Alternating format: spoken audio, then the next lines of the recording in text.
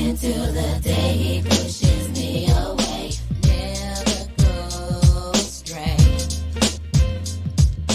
If he knew the things I did, he couldn't handle it. And I choose to keep him protected. Oh, so I quit. Yeah, just keep it on the down low. Since nobody is supposed to know. So I quit.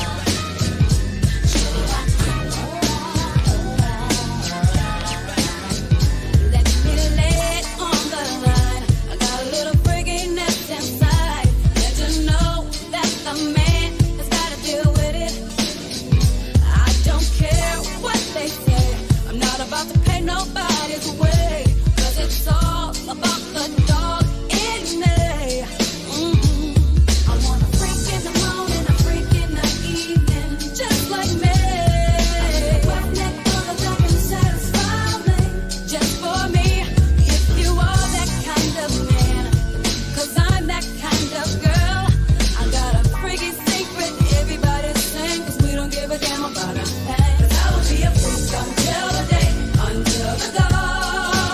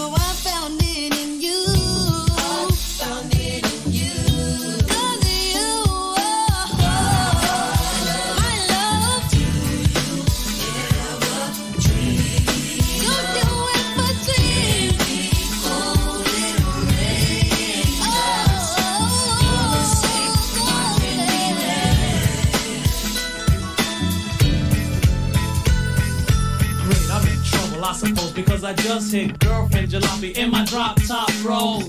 Traffic came to a halt. I'm like, I beg your pardon, madam, it was totally my fault. And instead of yelling and acting all bug hunt, all in my drop dead gorgeous mug. Pretty, body definitely curvy. And thirdly, the way she dyed her hair bronze fitted her superbly. Baby, let me say what's on my mind. Take a little time to express myself. Honey, I think you're fly. Now I don't have no problem saying what I like. I'd like to spend some time with you, starting with tonight. And I like the way you walk, the sexy way you talk. Ooh, I can't help myself, baby. I like to kiss your lips, and when you move your hips, ooh, I can't help myself, baby. I like. Here's the situation, I lay it on the line. Relationships be wasting all my time. You are the special someone that I wanna get to know. Baby, can't you see it in my eyes? I wanna take you home tonight. Let's take our time, do it nice, do it slow. Baby, we got nowhere to go. Oh, I hope you don't mind. Oh, I'm coming on real strong. I give good loving all night long. Oh, I like the way you walk. So sexy, I can't help myself. Baby, I like. You know I like to kiss your lips. The Ghetto Enterprise has landed. Captain Kirk has arrived. I repeat, Captain Kirk has arrived. Women, if you're lucky, Captain Kirk will save you and beam your loved ones to the fortune and fame you're looking for. I mean, the next generation. You heard me? Are you ready? Yes, I am. Somebody must have told these hoes I was a motherfucking rapper. But they should have told them hoes that I was a motherfucking gambler. And all the bitches I done broke for they bank. I got so many cocktails I need a motherfucking fish tank. I got hoes like acorns falling out of trees. No limit, niggas don't say hoes. Ain't no Captain hoes. Nah, P. All the time I done put in work. I ain't know I was living next door to Captain Kirk. Kept a smirk on his face, looking like Joe Sausage. Gonna find out some bitch holding his money down hostage. Got keys to his cottage and changed the alarm on the act. And all he get to do is eat that funky hoe from the back. On top of that, the bitch fat, making a career off this nigga. And all his homies gone because they can't get it clear to this nigga. Go figure. All she wanted was that man lip chain. But if it was me, I'd have been and smacked that bitch in the brains. Captain Kirk, can you save me? Captain Kirk, I wanna have your baby. Captain Kirk, can you save me? Captain Kirk, I wanna have your baby. Captain Kirk, can you save me? Captain Kirk, I wanna have your baby. Captain Kirk, can you save me? Mr. Captain Kirk, I wanna have your baby. I made this badass trick. I mean this badass bitch telling her friends about a month go by. See, I'm gonna be like buying her shit. I bought her lunch the first time. She be like tricking it. That's nothing for game. I hit her one time, had to call me back, tell myself, why you all that playing? And she had to tell me if I ain't a fucking trick, I'm worthless. I told her, bitch, if you ain't sucking dick, name of your clique, it beats the purpose. Figure she had game, trying to fuck with a young baller nigga like my mind. But figure looking at me, seeing nothing but dollar signs. See me like you a bitch, boy, give you some weed. A bitch, boy, give you a buck. Man, but since you my boy, I'ma give you a condom before you try to fuck. Take the game from this show, thug, cause it ain't no love. I give them a little something, but at the end, I take them back to shit they most love. And ain't no beating up Scott, ain't no saving hoes if you ain't putting in no work. And don't compare no true niggas like us, no Captain Kirk, bitch, freeze. Oh, you get a hold, get your leaves, press on nails, fix your wig, grab your baby kids, get on the Friday, leave it in approximately 5 minutes. Captain Kirk, can you save me? Captain Kirk, I wanna have your baby. Captain Kirk, can you save me? Captain Kirk, I wanna have your baby. Captain Kirk, can you save me? Captain Kirk, I wanna have your baby. Captain Kirk, can you save me? Mr. Captain Kirk, I wanna have your baby. Hold up, wait a minute, la mama, you got me bent. The fuck you mean? Where I was, who I was with, and where the fuck I went? Bitch, you get beside yourself, you probably would. If I let you, but I ain't gonna put you on no pedestal just cause it hit you with that pressure. You're smoking my weed, riding my ride, I'm trying to keep it real. I can't seem to satisfy this bitch, she tripping by the pill. Her rent ain't paid, but she got her hair done, this bitch gotta be stopped. Whole thing she got made, gonna ride my pockets to the top. But oh no, you bitch, you ain't responsible for that, and you get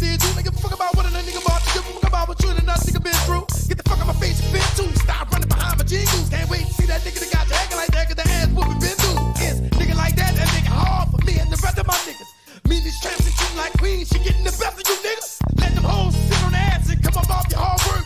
This mystical masterpiece being a silk, now don't count the curve. Captain Kirk, can you save me? Captain Kirk, I wanna have your baby. Captain Kirk, can you save me? Captain Kirk, I wanna have your baby. Captain Kirk, can you save me? Captain Kirk, I wanna have your baby. Captain Kirk, can you save me? Mr. Captain Kirk, I wanna have your baby. Captain Kirk, you know I have 6 kids.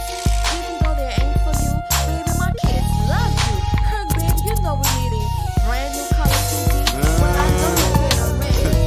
Do that to one of them tenderonis and that mean you trying to do something.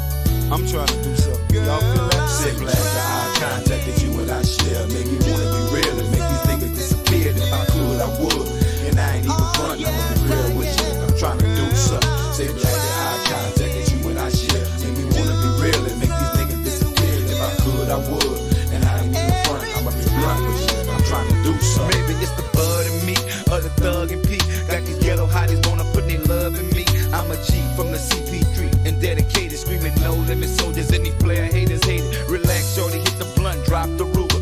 Come close to a nigga, let the piece seduce you. Working like a solar flex, say you need a rough neck. Crystal and strawberry weed, smoking rough sex. I want you to open your legs as wide as you could, so I can hit you from the back with this nickel plated wood. Up and down like a roller coaster. From your stomach to your back, let a gangster poke. Yeah, I ain't tripping, never slipping, cause I got my straps. 9 months later, we ain't busting no caps. Crisp and clean, no strings attached. Little bump and grind, this thing. Is you with that? Say black, the eye contact that you and I share make me wanna be real and make these niggas disappear. If I could, I would. And I ain't even front, I'ma be real with you. I'm trying to do something. Say black, the eye contact that you and I share make me wanna be real and make these niggas disappear. If I could, I would. And I ain't even front, I'ma be blunt with you. I'm trying to do something. I heard you want a romance, so won't you lay it thin, give me the chance. I ain't saying romance, cause what you got can be enhanced. I'm matured enough, and I ain't approach you for nothing. And the reason I came about because you working with something. Now I done had a little herb, now I done built up the nerve. On top of that, my head tight from everything the boss served.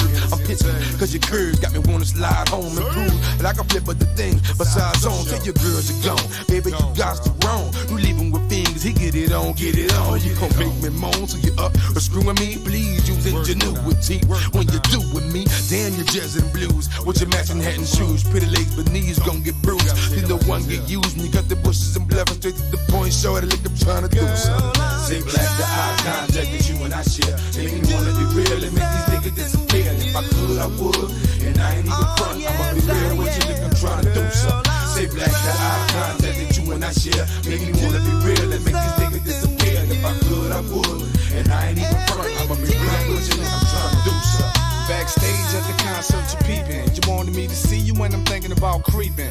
Far from home, destination unknown, rock bone. Hotel booked and I don't wanna be alone. Maybe it's your tone, got me visualizing the song. Camouflage love all night, making me moan. Thug passion, in the back seat, ripping off your fashion. Wanna tell your girls about your night with the assassin. I'm here tonight, and the vibe is right. Red and blue lights are glowing over Brian McKnight. But tomorrow's my flight, and I'll be out of your sight. Take my address down so you can write. But for now, let's do something.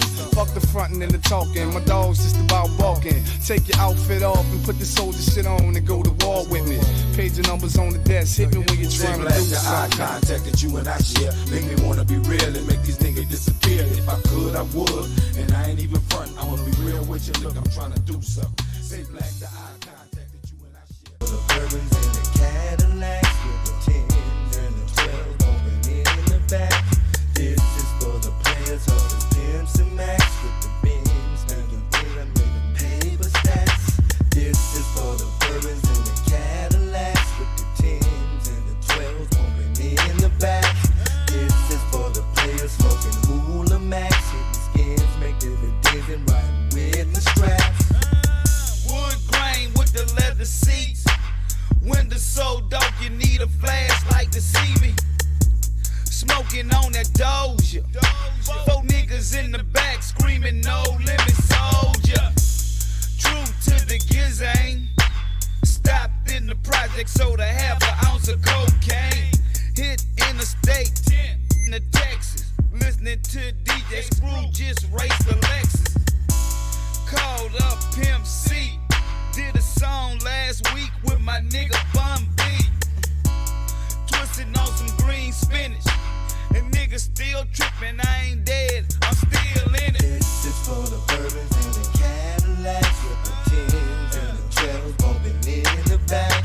This is for the players off the Pimps and Max with the Benz making paper stacks. See, pocket full of dollars already stacked, so I'm gangsta leaning sideways. Today ain't Friday, pretend it is, and today is my day. Take it from Mr. Huntspoke Rider, Cadillac Suburban driver, pussy diver, Mr. Glock beside when I'm riding. Flossing down the block, hollering my boys up in the third. Got the latest word, swerve to the side of the curb. Phoenix warning me to serve her. Say, bitch can't tell I'm off, but I still give him $5 to wipe my white walls. Then I burst about the block, drop the top, cause it was hot. Hit the spot with the most hoes at the sideshow about the plot.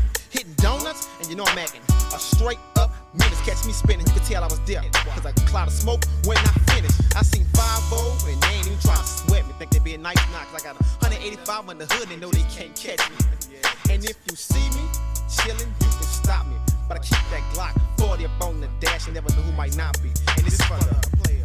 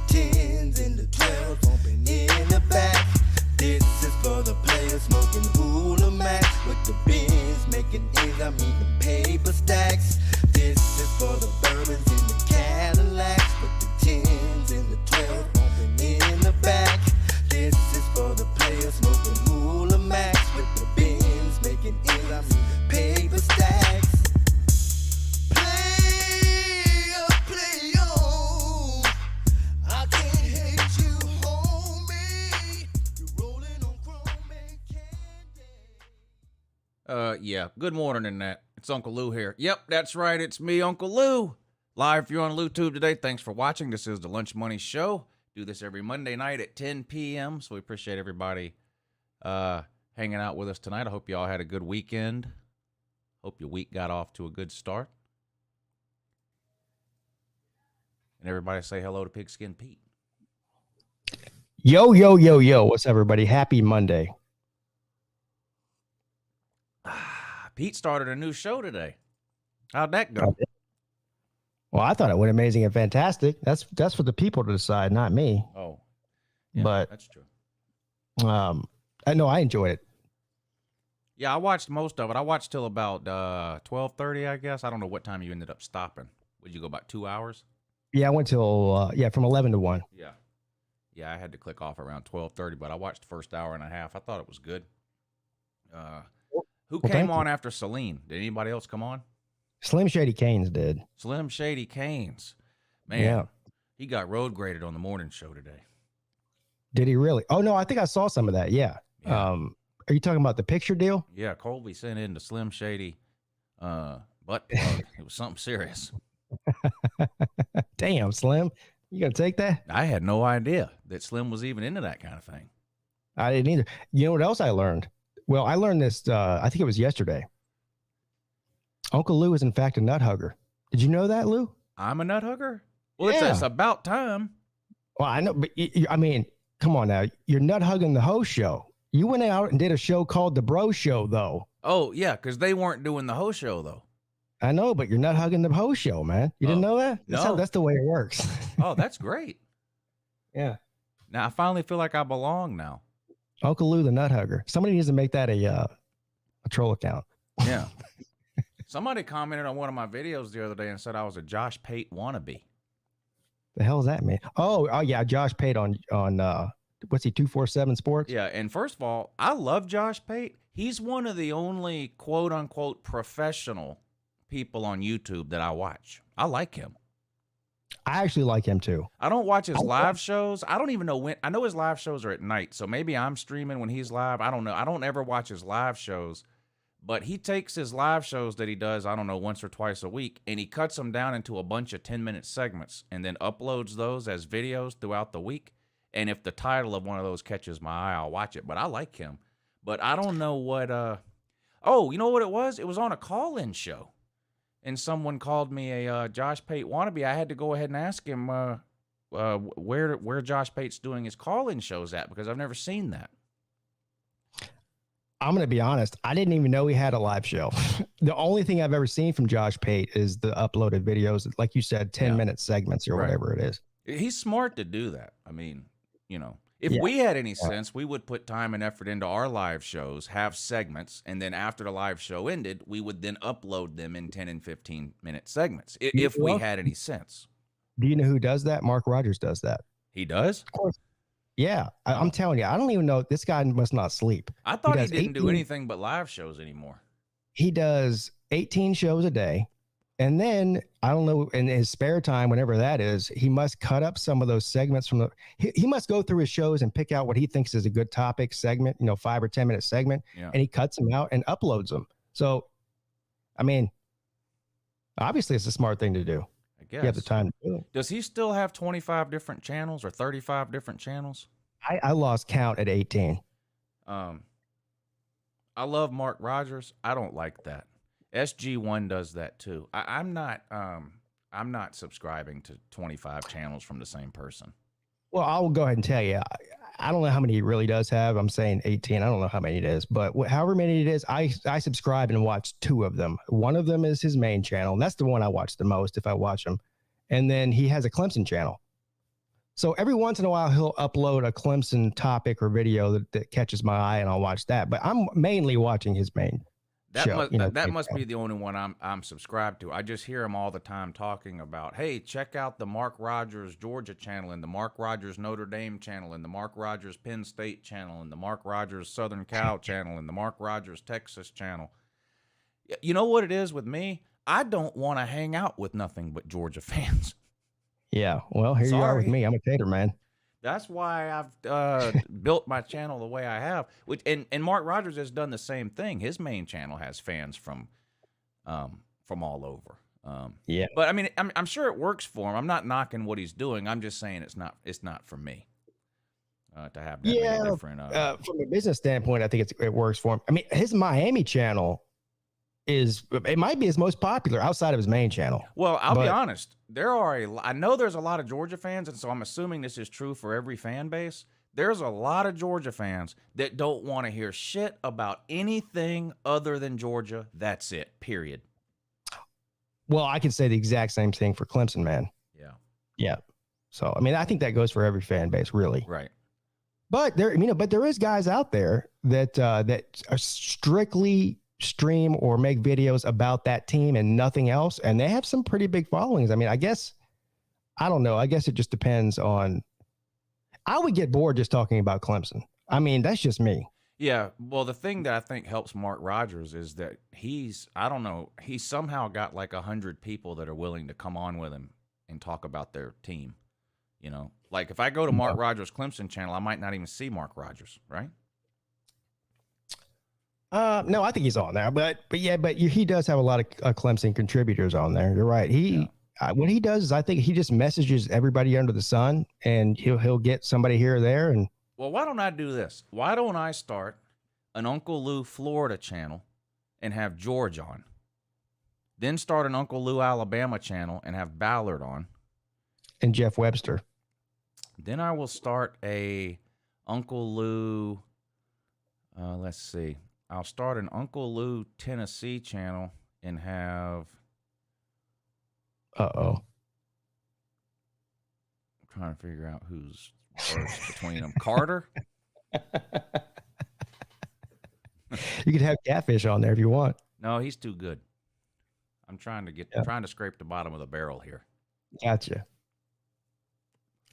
So George gets Florida. I already forgot the other one I said. Oh, Ballard gets Alabama. Now, Carter gets Tennessee. if you were to start a Taterman channel, first of all, I'm not coming on it, but if you were to start it, who would you have on? I would bond out Tiger Savage. Or Savage Tiger. I would bond him out of prison. You gonna get him out of jail? I would parole him and give him the Clemson channel. Yeah. That's probably a good idea. Yeah. That might be the most popular channel. Yeah, he's the worst. So that's what I would have to go ahead and do. I guess I'd give Alonzo my Miami channel. Oh, damn, son. Yeah. I'll have to think. I'll have to come up with a list here. I need 20 or 30 channels. I got to find people for 20 or 30 channels. So we'll see what I can come up with there. Anyway, for people who don't know though about your show you started today, give them the brief rundown. When is it? The days, the times, what is it? All that. Let everybody know in case they haven't heard. Monday, Wednesday, and Friday at 11 a.m. It's the show about anything. This is a show about nothing. The Midday Show is what I'm calling it, is the show about anything. Not everything, because I think everything is a little bit pretentious. But the show about anything, we talk about anything on there. You know, like I said, it's a lot like the Lunch Money Show and also the morning show that you do. I mean, there's no such thing as a topic that's off base unless it's quite frankly, unless it's something I don't want to talk about. Yeah. But in general, we talk about anything. It's a free for all over there. And what I'm planning on doing is having a couple of regular segments that I do every show. And then, for the last hour or maybe sometimes 45 or 30 minutes, depending on how the show is flowing, open up the StreamYard and let people come on and tell me whatever they want to tell me. Yeah. I'm liking the Wednesday because that's the one day during the week I don't do the morning show.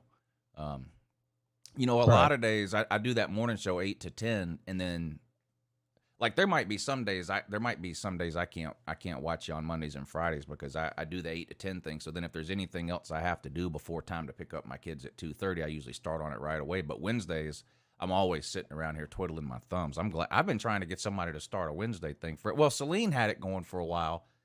Well, in the afternoon. But with the situation with his folks and all that, he had to kind of let that go.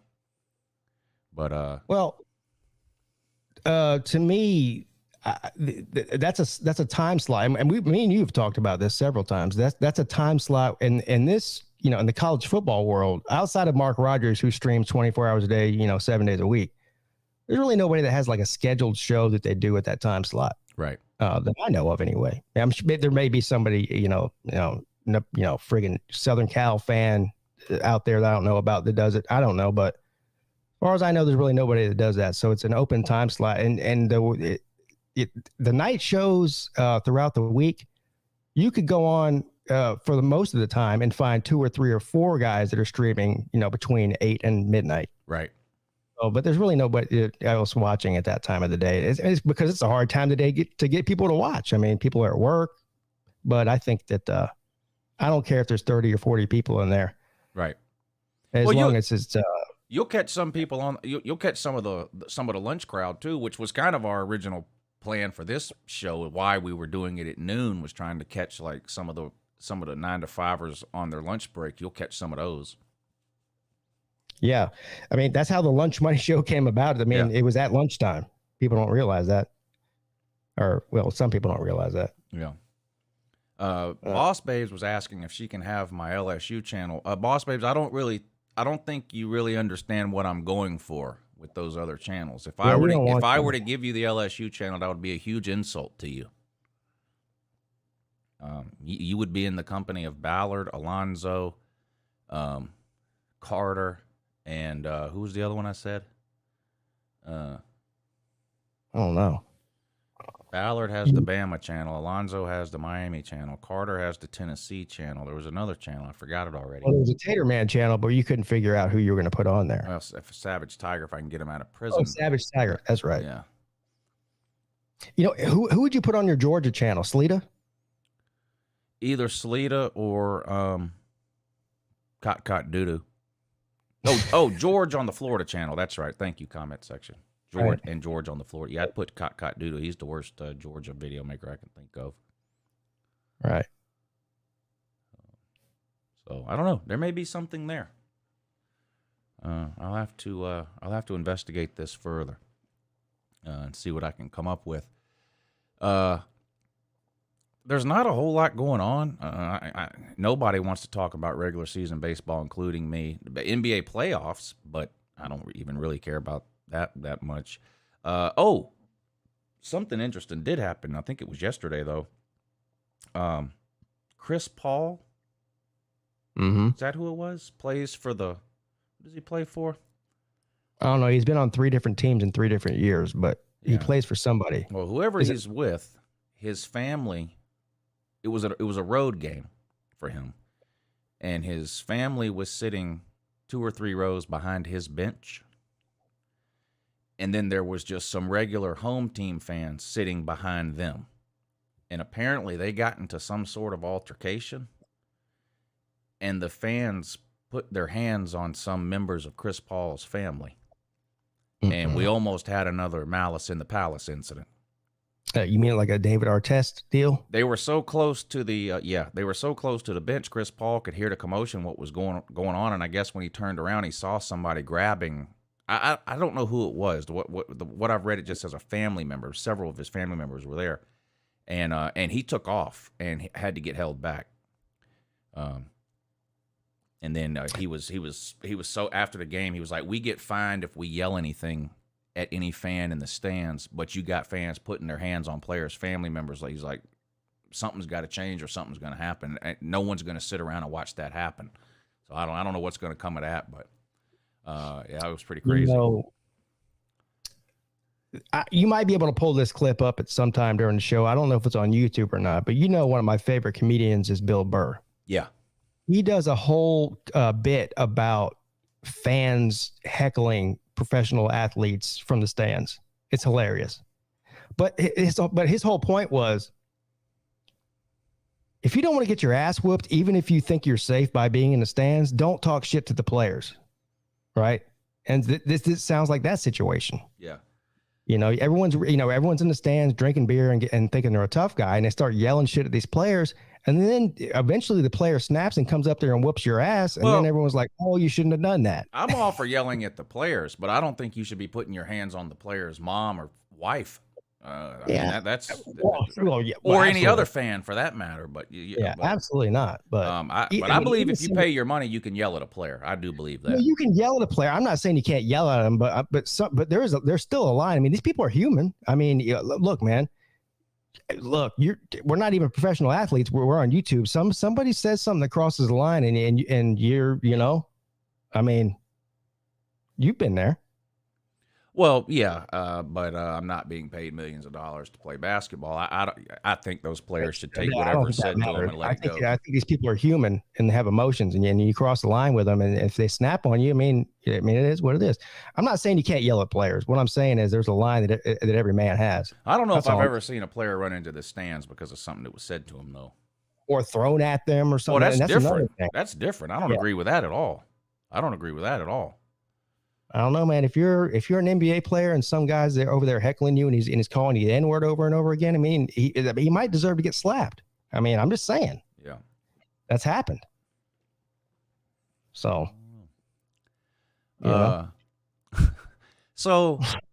So the NCAA, I mean, like the office of the NCAA and Mark Emmert, the president, they've sat on their hands for 2 years and done absolutely nothing, knowing this name, image, and likeness thing was coming. They did absolutely nothing.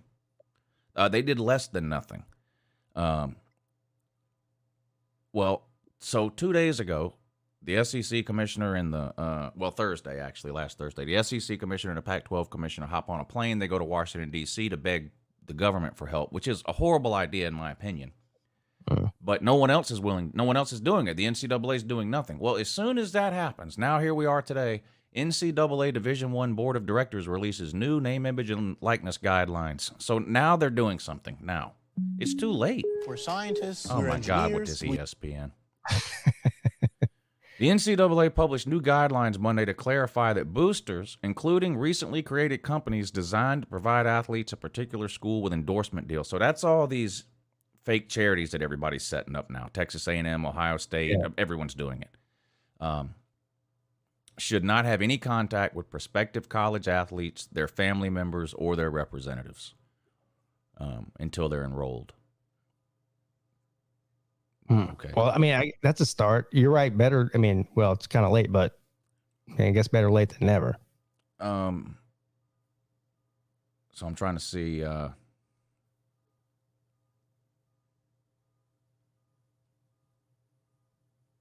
I mean, that's fine, but like, what's the penalty? What can the NCAA do about it?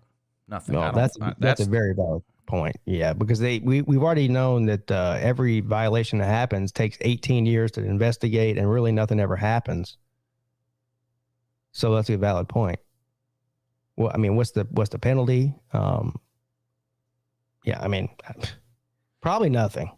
University of Georgia president Jerry Moorhead says, while the NCAA may pursue the most outrageous violations that were clearly contrary to the interim policy adopted last summer, our focus is on the future. The new guidance establishes a common set of expectations for the Division I institutions moving forward, and the board expects all Division I institutions to follow our recruiting rules and operate within these reasonable expectations. The Division I Board of Directors said the NCAA could pursue sanctions against anyone who has egregiously violated these rules in the past 10 months since the NIL rules were changed, but is likely to focus more on issues that come up in the future. So in other words, we're not going to do anything about anything. And I don't think they should do anything about anything that's happened up to this point, because it's just been the Wild West. Yeah, you can't punish them before the rule is there. Yeah. That'd be weird. But I definitely agree that something needs to be done to regulate NIL. And I'm glad the NCAA, after 2 years of doing absolutely nothing, is now trying to do something. Because you know what it is? The only reason anyone cares now, if Congress gets involved, these players are going to become employees. And the schools don't want that. That's the only reason they're doing anything now. That's it. That's the only reason. It's getting so close to the point where Congress is going to step in, and they're pretty sure they know what's going to happen if Congress gets involved, and that's going to be the players are going to become employees of the university. That's step one. Step two will be they're going to unionize. And the colleges don't. Right now, the colleges have it so good. The players get paid, but it doesn't cost the colleges anything, because the colleges still can't pay them. It's just random idiots that are paying them. But if the minute the Congress gets involved and they become employees, that all ends, and they're going to have to get paid from the school. And, of course, the school doesn't want to do that. So now the NCAA decides they have an idea. If colleges have to start paying players directly and there's some sort of union, that's the end of college football as we know it, because you'll have the smaller schools who can't afford to pay the players the amount of money that the larger schools can, and they'll become well, I don't know, top 15 or 20 elite class, and nobody else will have a shot at that point. And you know, you might have to end up forming your own conference at that point with the elite, and then another one for everyone else. Yeah, you know what? We're talking about Josh Pate earlier. It might have been Josh Pate I heard talking about this a couple of weeks ago, and he thinks there's about 40 universities that could survive that. Paying players. 40. That's more than I thought. He said I don't think he sat down and made a list, but he was just, about 40. And his theory is that if that happens, the team will no longer be affiliated with the university in any way. The players won't be students at all. The football team won't even be technically a part of the university. He thinks what would happen is Georgia or Clemson, as an example, would license their name, uniforms, images, and likenesses to basically a semi-pro football team that would play football at Clemson Stadium. Oh man, I you know what? I love college football. Obviously, I do. But if that was the situation, I don't know if I'd really care anymore. Yeah. He said the players could choose to be students while they played football, but there would be no requirement. They would be not even really employees of the school at that point. They would be employees of a semi-pro football team, and that semi-pro football team would pay the university to license its name. This up because we all know the Dabo Swinney criticism about his remarks about professionalizing college football. What you're talking about is professionalizing college football. I mean, what's going on now with the NIL isn't quite it yet. But when he made that statement, what you're talking about is what I believe he really meant. You know, universities paying players and it becoming a professional sport or a semi-professional sport, instead of it being a college, student. Right. So he was right. I mean, and I agree with him. I mean, I don't know how interested I'd be in college football if that was the case. So I really you'd don't. still have a team called the Georgia Bulldogs. It would still be comprised of players from 18 to 23 years old or whatever they decide on. But other than that, those players would have no affiliation with the university. Don't like it. The university basically would lease the stadium out, lease the entire athletic facility out to some businessman who owns a semi-pro football team called the Georgia Bulldogs. And you know what?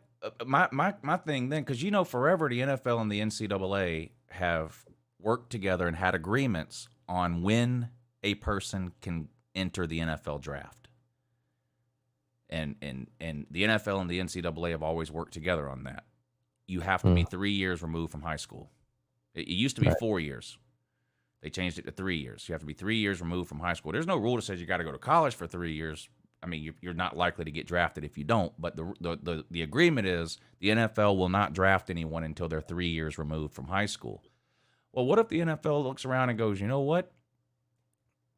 They're basically being drafted now to some other team. Why can't we just draft them then? Then you're going to have Trevor Lawrence going from high school to the Jaguars. Yeah, at 18, 19 years old. Yeah. And that, I don't know. It's a giant mess. I'm hoping they get it figured out. I don't think college football is going away tomorrow or anything like that, but I hope they can get it figured out because this is getting it's getting out of hand. I'm all for players being compensated some type of way over and above tuition, a roof, and food, but I mean, nobody that's watching this show right now wants to lose college football, or you wouldn't be watching this show. Yeah, and if that were to happen, that scenario that you just laid out, that would be the death of college football. I mean, they might build a new audience over time, but their viewership after that first year that it happens would decimate the. It would decimate there'd be a lot of people that just say, "I'm not watching that anymore." Boycott it. That's another thing Josh Pate has mentioned. He thinks that a lot of the people right now who are sort of steering the ship with college football are taking the fans for granted. Like, it's so popular, it doesn't matter what we do. They're just going to keep watching. And, he laid out a couple of examples. Wrestling in the 90s. They made a bunch of changes. Everybody quit watching. NASCAR in the 2000s. NASCAR was huge. So much more popular 20 years ago than it is today. So much more. Major League Baseball. And I know a lot of people still watch baseball, and that's great. Nowhere near the number of people watch baseball today as did 20, 25 years ago after all the strikes and lockouts and canceled games and arguing, billionaires arguing with millionaires. So just because college football is, super popular, college football is the second most popular sport in this country behind the NFL. People can love baseball all they want. America's pastime. We're not living in the past. We're living in the present. And in the present, college football is the second most popular sport in this country. But that doesn't mean it's always going to be. And greed has got a lot to do with this. And I defend ESPN against the bias stuff because I think it's horse shit. But in terms of the direction that college football is heading, I think ESPN does bear some responsibility for that. The money has gotten so out of hand in a one-sided direction away from the players. That's really what is fueling all this is, ESPN executives becoming millionaires, college coaches becoming millionaires, coordinators becoming millionaires, and everybody's sitting around going, these players aren't getting anything. And that's kind of what has started this ball rolling. And, nobody really knows where we're headed, I don't think. And that's kind of the scary part. But they really need to get it figured out, dial it back. Greg Sankey, I love Greg Sankey, the SEC commissioner, that statement he made a couple of months ago about, well, if they can't figure out what they want to do about the playoff, then we'll just have our own playoff. We don't need them. That's just a terrible attitude. You do need that. Look, the SEC needs the ACC and the Big Ten. Of course they do. And the Big 12 and the Pac-12. Yes, you need them. Of course you need them. And you need the fans. You need the fans. So I know there's a lot of money at stake, and everything's on hold because the playoffs contract ends in 2025, and nobody wants to do anything and kicking the can down the road. I just wish these people could get together and it's these conference commissioners arguing back and forth with each other. I want 12 teams. No, I want 8. Well, I want there's some conferences that want to put a limit on the number of teams per conference that can be eligible for the playoff, and of course Greg Sankey doesn't want that. Why would he? What would the limit be? 2? 2, 3, something like in a 12-team playoff. It would, some conferences wanted to limit it to 2 or 3 at the most per conference. Yeah. Which I agree with Greg Sankey. That's ridiculous. If the point of expanding the playoffs is to get more deserving teams in, if it just so happens that in one particular year 4 of SEC teams are deserving and are in the top 12, then 4 get in. You don't think there's going to be a time when Clemson, Florida State, Miami, and name any other random ACC team are all going to finish in the top 12? Of course there's going to be a time that happens. Look at there's 4 teams in the Big Ten East that could potentially be top 12 teams in a given year. When you talk about Michigan, 3 maybe. Michigan, 4. Michigan State, Ohio State, Penn State, never mind the West with Nebraska, Wisconsin, whatever. Yeah. So I don't agree with that, but you got to give some things. You got to give on some things. You can't just show up at these meetings and say, this is what we want. They're starting to become like the government, where any idea you have is bad, and I'm not supporting anything that you want, and I want everything I want and nothing less. And then nothing happens. It's the unintended consequences of a good idea. Just like all the years that we had the BCS and everyone was saying, we need to have a playoff. We need to have a playoff. Well, we got the playoff, and guess what? Nothing changed. I mean, it did change some, but there's still people bitching about who gets in the playoff. It's a never ending story. And then you go from, 4 teams, which, I'm on record as saying I like 4 teams, but whatever, 6, 8, 12. But then where's it go from there? Don't believe if we go to 12 teams in 2 or 3 years from now, that 5 years from then, there's not going to be people talking about going to 24 teams. Of course it is. Right. And it's the same thing with the NIL. Everyone's going, it's not fair. The players are being exploited. These universities are making, millions and billions of dollars with TV contracts and selling gear, merchandise and all this other stuff. It's not fair to the player. So, okay, fine. So then you get the people involved that you don't want to be involved, and that is the government, like you just mentioned. And from then it's a free-for-all. Now we're talking about professionalizing college football as a possibility, just because you wanted the player not to get screwed over for the university selling a jersey with their number on it. Right. Yeah, it's insane. It's a rabbit hole. You're right. Every decision they make, every change they make creates a whole other set of things that then have to be potentially changed. Like the idea of NIL was great and is great. And there were a lot of people screaming when this was happening, this is being rushed, this is too quick. And it turns out they were right. I do believe in NIL. I do too. But to just sign a piece of paper saying, okay, NIL is legal starting tomorrow, go have at it, and not give any guidance, no regulations.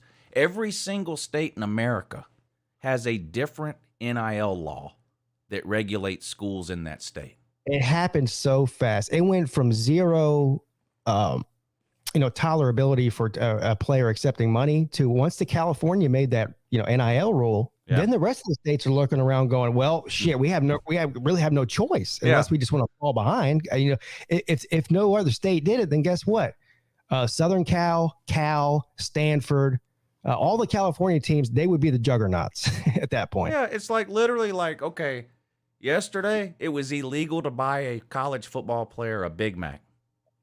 But today you can give them $1 million for being in a fake charity that doesn't exist. That's how quick it went from one to the other. You can't fly a kid home for his mother's funeral. I mean, that's the world we were living in a year ago.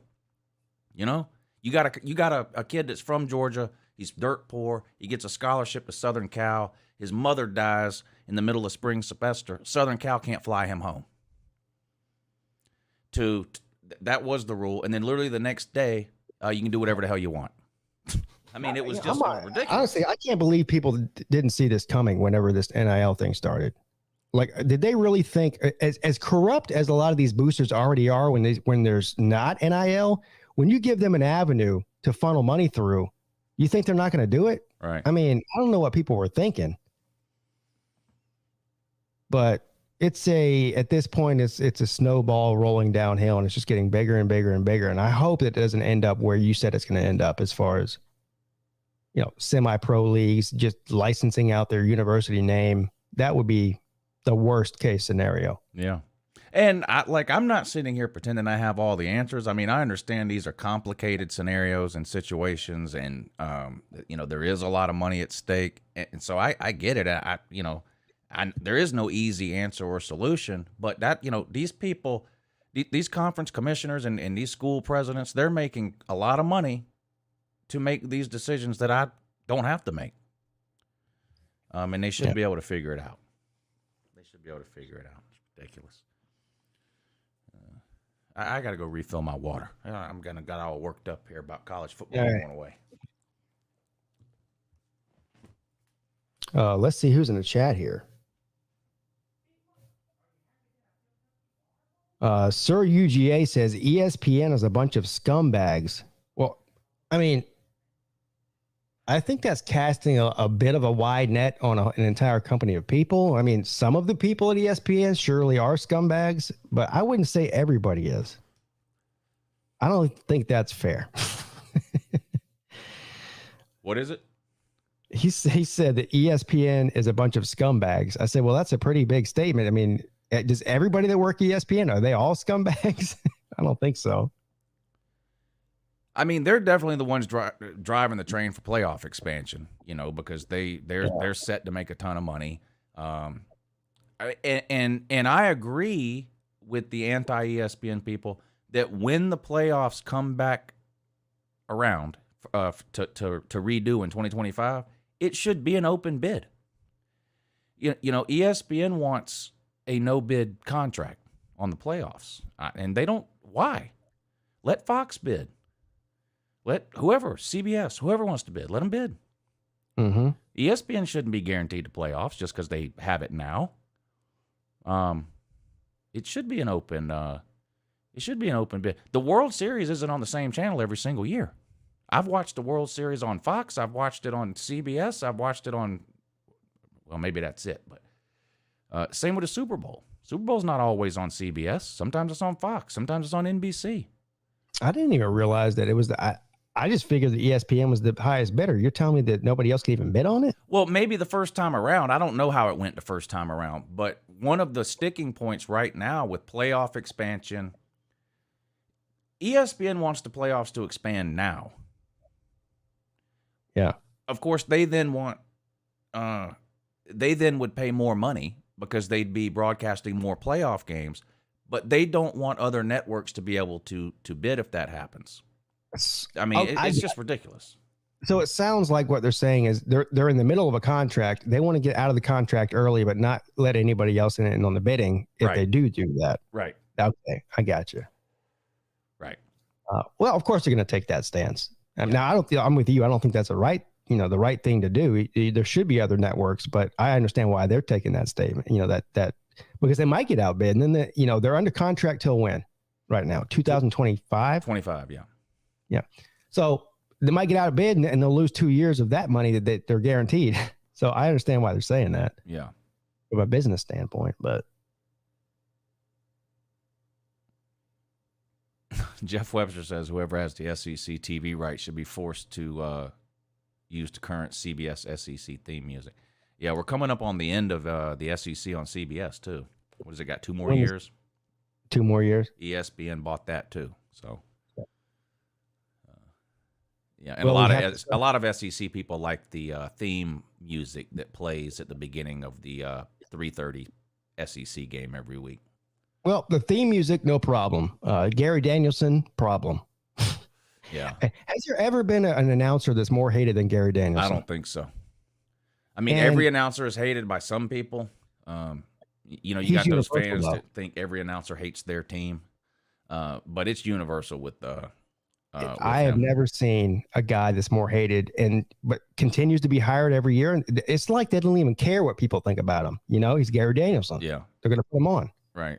Well, he was on there with Vern Lindquist. I mean, Vern Lindquist is, dribbling oatmeal somewhere right now. Yeah. But for some reason, they kept this guy on. I mean, I don't know. I don't know either. Anyway, we never said hello to everybody in the chat. We kind of just hit the ground running today. But shout out to everybody who's tuning in. We'll take a roll call real quick here. Aaron Bryan is here. The Real TB. Mrs. Pete. Roger Dodger. B-Bean. Vandy Dandy. Sir UGA. Jeff Webster. JC. I'm Too Quick 10. Neo. Trevor Goodwin. The Real MVP. Andrew the Textbook. Okay. Who else is here? Outdoor Elias. Hoghead. What's up, Hoghead? Good to see you in here, buddy. X-Wing. Battle Angel. Mayhem Matthew is here. Mayhem Matthew is here. Now, he has a talk too. I know. I think I unfollowed him because I clicked on 2 of his talks, and in both of them he had the alien mask on, so I think I unfollowed him on there. Well, I might have something to do with that. I told him that was probably a better place than YouTube to be doing that shit, and so there is no place to be doing that. Well, it's better than YouTube. That's all I'm saying. UJ Doggies is here. D4 Sports, what's up, buddy? Georgia on my mind. Appreciate everybody tuning in tonight. This is the Lunch Money Show. Me and Pete do this every Monday night at 10 p.m. year-round. A lot of football talk today for this time of year. Normally, by this time of year, we're talking about strippers and ass eating and shit like that. But for whatever reason, we talked football for about an hour today. And a mouse's ear. The mouse's ear, yeah. Yeah. I'm a little sad we didn't get to experience that in Pigeon Forge. Well, I'm not. I hear you. I'm actually glad that we didn't. Well, I'm not disappointed I didn't get to experience. I do feel bad for Nate.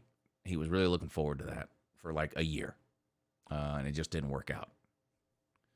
Well, there is some fine establishments very close to where we're going to be staying for the Slob Olympics in 2023 in Charleston. I'm just going to go ahead and throw that out there. Well, we might as well go ahead and start getting him juiced up now. I don't want to make any promises that I can't live up to, but yeah, that would be something. I'm with you. That would be something to see. Yes, that would be worth the price of admission and whatever else goes on in there. Yeah. So yeah, we appreciate everybody hanging out with us tonight. Super chat is right below the comment section. If you want to support the Lunch Money Show and me and Pete, that's a great way to do it. There's a PayPal and a Cash App link also in the description of the video. There you go. You can attach a note, comment, question, troll attempt, whatever, to any of those options, and we'll be happy to read it and respond. But good luck trying to troll me and Pete. We're professional trolls, and you can't troll the troll. But you can try. Did I hear you say during your, announcing who's in here? Did you say Mrs. Pete was in here? Yeah, she was in there. Yeah, you can go fuck yourself. That is bullshit! Thank you for gracing us with your presence, Mrs. Pete. Imagine if Mrs. Pete and Raj did a show together. Oh my God, that might get flagged. It would be nothing but bullshits and F-bombs for an hour and a half. I mean, if you'll yell out bullshit that loud at a T-ball game, you'll do it anywhere. I'm going to go ahead and put my name in the hat. I would like to see a Raj and Mrs. Pete show. That would be amazing. Yeah, I'd love to be at church with Mrs. Pete when they passed a collection plate around for the third time. Wait. This is bullshit. Is it the third time the collection plates come around? Bullshit! Building fund. This is the biggest building in this town. Do you not even pay taxes? Bullshit!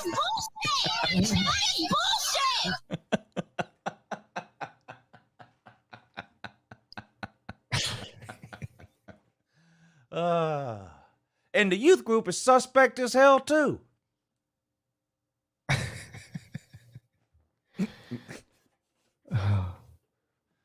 Well, that would be something. This is Pete something else. I'll tell you that right now. So I don't know what else is going on. Oh, the Kentucky Derby. I think you talked about that on your show today, but 80-1, the longest odds to ever win the Kentucky Derby. I looked around this morning and again this afternoon. I can't find anybody that was ballsy enough. Like, I figured there'd be an article on the internet I could find. As far as I know, nobody went balls deep and bet like $1,000 on that horse to win. I didn't see either. The only article I saw was a 13-year-old that bet $3 and won $240. Yeah, I saw. I found several where people put $2 or $3 or $5, and it's the kind of thing where they do it every year. You know, they take $1,000 and they make a couple of big bets or whatever, and then they always bet on the long shot. And the one time it hits, you know, they bet $2 on it, which, I mean, you know, $2, you won, what, 160? I mean, that's not a bad return on your money. Yeah. I mean, yeah, look, and that's the other thing I was saying is, what was the horse's name? I don't even know what his name was. Do you know what it was? Rich Strike. Rich Strike. How ironic is that? But so Rich Strike in the next Triple Crown race, you know, he went from last in the odds. How far up do you think he'll be at the front of the odds in the next race? I think the Preakness is in a couple of weeks, is what somebody told me earlier. Well, he won't be last like he was in this one. No doubt. How many people? Vegas is licking their chops. How many people are going to bet on him to win this one too, just because he won the last one? Oh, yeah. Well, every idiot like me that goes, like if I don't know anything about horse racing, so they'd probably get some money out of me. Yeah, but not much. I mean, like, you're not going to go out there and bet $500 on him. No. But there's people that just because he won that, you know, so people, especially dumb people that have a lot of money. Yeah. You know, they go to that race and they're, you know, they get drunk and I'm going to put $5,000 on Get Rich or whatever the fuck his name is. Yeah, good idea. The chances that he wins again are slim to none. But he'll be high in the odds though, just because the betting public is, you know, wanting to bet on him. Another thing I said this morning too, the best thing to me about the Kentucky Derby is that it's only 3 minutes long. I know it's like this big deal, and you know, I don't know. Maybe it's like people who don't care about football, but they would go to the Super Bowl. I don't know, because you see people there, and you're like, you know, these people don't know jack shit about. Like Drake was there, and you can just see all these people like that there every year, and you're like, come on, what do you? I mean, you didn't even know what a horse was till an hour ago. What are you doing here? And that's me. You know, but I you know, I haven't watched it every year. I did watch it. I did watch it this year. But I've watched it a lot. But like, it comes on at noon.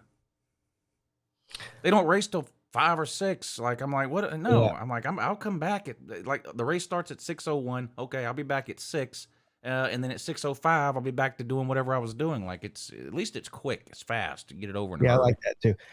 And I'm disappointed because I don't watch a single horse race all year, not a single one, unless I, you know, go to one live. If I happen to be in some city and people are like, "Hey, you want to go to the horse race?" I'm like, "Okay, whatever."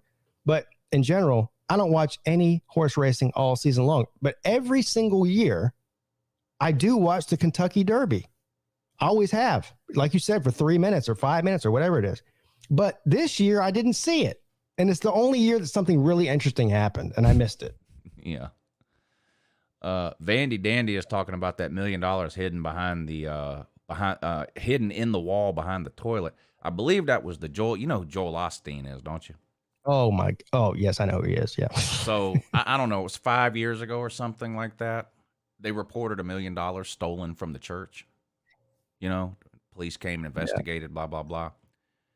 Well, a couple of months ago, they were doing some renovations at the church, and I guess part of it was in the bathroom, and the construction crew had to knock some holes in the wall, and they found the $1 million buried in a wall behind a toilet at the church. And Joel Osteen's like, well, I guess whoever stole it put it there. You lying motherfucker. You know what's funny about that? I think we might have discussed this before. Have you seen the show Righteous Gemstones before? You got to watch it. It's I think it's on HBO Max, I think. Well, anyway, the show is filmed here in Charleston, but it's about one of those televangelists. It's what's his face? How am I drawing a blank on this guy's name? Falwell? No, I'm talking about the actors. Anyway, bunch of famous actors in it. But one of the episodes is that happens, right? What happens is this the main character, his family members, his kids steal $1 million from him, and they hide it in the church. I think they hid it in like the ceiling tiles or something. But yeah, sort of the same thing. They must have got that from the Joel Osteen story, because it sounds like the same sort of scenario. Unbelievable. But you got to watch that show, dude. It's amazing. I'm telling you, you'll like it. It's great. I mean, it's making fun of the televangelist crowd, and it shows how corrupt they are. But it's a comedy, though. Yeah. Yeah, and the church that they have on there, that's the North Charleston Coliseum, which is right by the airport here. D4 says, shout out to the people who are told they aren't cut out for YouTube, not the right personality or voice, but they're still grinding. I think everyone gets told that when they first start YouTube. I know what D4 is talking about. He had some people tell him that. I think some of his family members or something. But I think I don't know. Maybe things are different now than they were 8 years ago when I started a little. Maybe people understand it more. I don't know. But I remember when I first told people I was doing YouTube, I mean, they looked at me like I had 3 arms or something. I mean, it was like, no one really, they didn't understand it. Yeah, well, especially when you're grown. Like, yeah. If like a 15-year-old says that, I go, oh, that's cute. Look at them. He's a little YouTuber. Right. You say it as a grown man, people are like, what? Yeah. You're what? You do what now? Yeah. And you film that and upload it? Yeah. Exactly. And I'm like, by the way, don't watch my YouTube channel, and definitely don't watch my TikTok. I took Talk to another level today. Let me. I know you did. Let me show. Let me show you what I did here. Now, there's this whole thing going on my Talk channel where I guess a lot of people have found my Talk channel that don't know about me on YouTube because they're mesmerized by my helmets. And I've had these helmets for 2 years now. Most of them. I mean, I'm still collecting them over time, but this has been going on YouTube for a couple of years. But people keep asking, like, there's no way you have a Akron helmet or whatever. And so then I make a little 15-second Talk video and I show them the Akron helmet. Well, somebody said there's no way you have Furman, which of course I do. Why wouldn't I have Furman? And I really couldn't think of anything funny to do with Furman. I don't know that there's anything funny about Furman other than the fact that I have their helmet. So this is what I managed to come up with.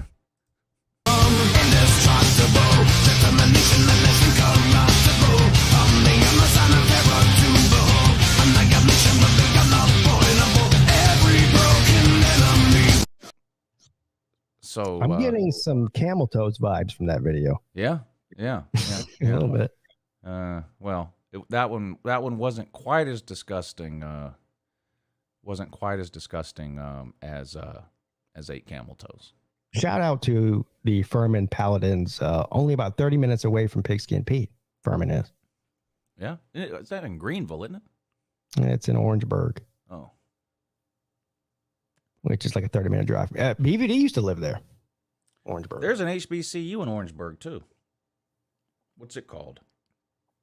Is that South Carolina State? South Carolina State. Maybe that might be what I'm thinking of. About you know I think what? Furman's in Greenville. It's definitely not in Greenville. It might be closer to Greenville than here, but well, we can find out.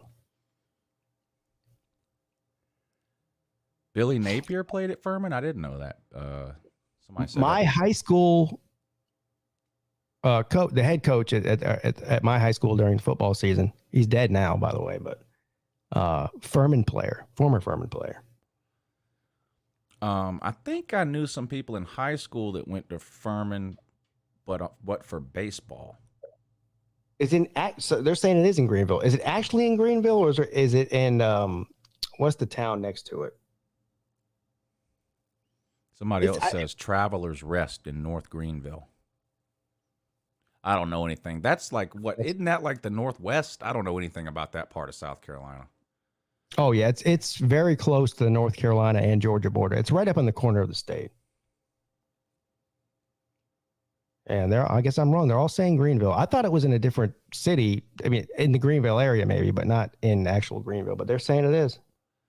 Luke, can you please shout out my buddy Jenna Tolles? It would make her day. Shout out to Jenna Tolles. I'm going to assume she's good people, although I have no way of knowing. Why does Uncle Lou have a leprechaun outfit for the Notre Dame video? I thought Mrs. Pete knew football. What other outfit would I have for Notre Dame? Battle Angel says, isn't that where Millis lives, Travelers Rest? Yes, he does. That's true. I mean, Notre Dame's mascot is a leprechaun. Is it not? Pretty sure it is. Definitely is. Well, then, yeah, that's why I have it. I mean, I bought it specifically for that purpose. It's either a leprechaun or a midget. It's a midget dressed up like a leprechaun. Yeah. Somebody asked me if I had an Atlanta Legends helmet. I had to tell him sir, that's not a college football team. Atlanta. I bet you semi-pro. First of all, that's not a college team, sir. The Atlanta Legends are not a college team. That was one of these fly-by-night semi-pro leagues they come up with every other year. And like every other league, it was gone. I mean, the Atlanta Legends in that league, the entire league didn't even... Is this going to piss your buddy off? Maybe. I don't know. Having me talk about a semi-pro team like this, I don't want to set him off. All right, he's in a milk carton. Okay. He hasn't been around. I'll finish the video then. Last a calendar year. So no, I don't have an Atlanta Legends helmet. Who in their right mind would buy any gear of any kind for one of these startup leagues when all they ever do is fail every single time? I mean, somebody would have to be out of their damn mind.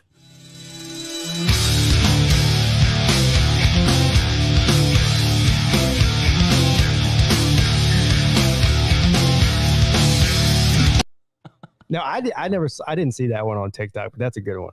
Yeah, I just did that one before the show today.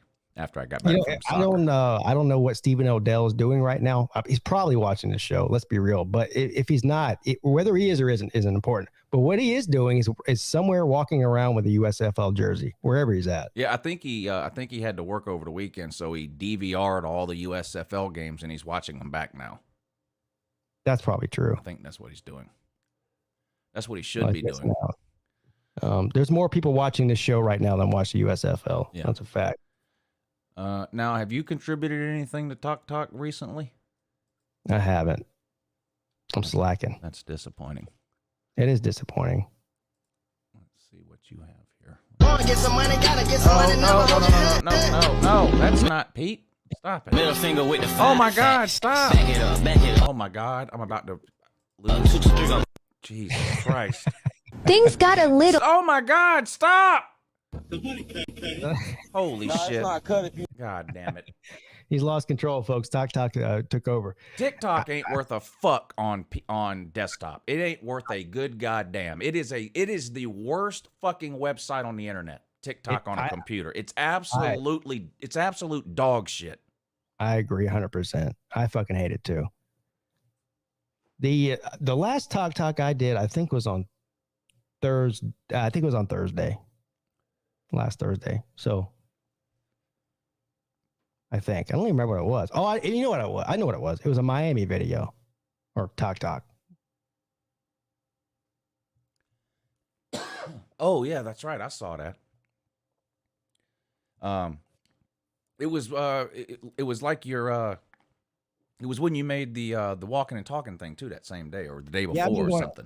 I did a trilogy. I did an entire call-in show about Miami. Then I did a walk and talk about Miami the next morning, and then I went on later that afternoon and did a talk about Miami. All this guy does is talk about Miami.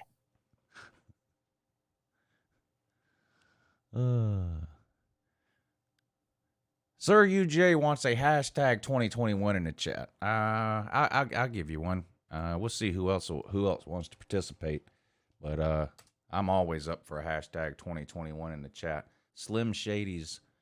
What is this? He says his horse's name is Slim Shady's Mane, and he has plus 5,000 odds. Damn. Why are people piling on Slim Shady? He's getting it from all angles, ain't he? What? That picture Colby sent in, that's one of the best ones I've gotten in a while. That is one a was good funny. one. Yeah. And now Slim gets to do a picture for Friday. So he's got 3 days to stew on that picture Colby sent. So I'm pretty sure he's going to come up with something good. So, Slim is one of the ultimate trolls. You know that. So give him a couple days to think about it. Yeah, it's going to be brutal. Yeah. He's probably sitting down right now writing down some shit to do. No, Elias, I can't do that.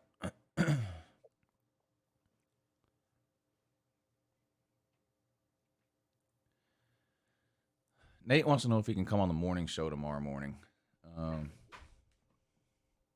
What do you think, Pete? Shall I let him?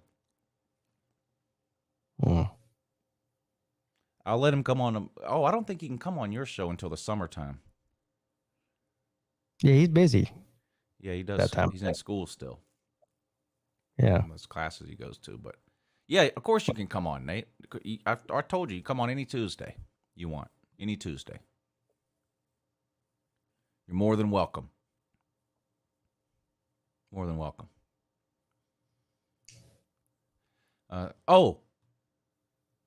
Just this morning, someone was saying about TikTok, like there's a lot of, what do they call it? A cesspool, like the comments are cesspool, whatever.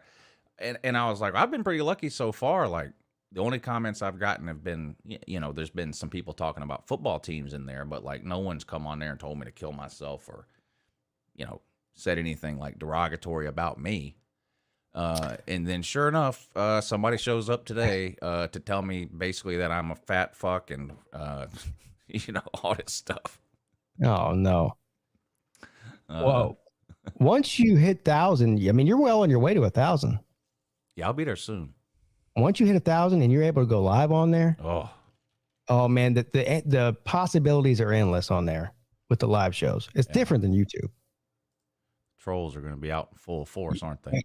The best thing about it is you can go on there and there's like a setting on there.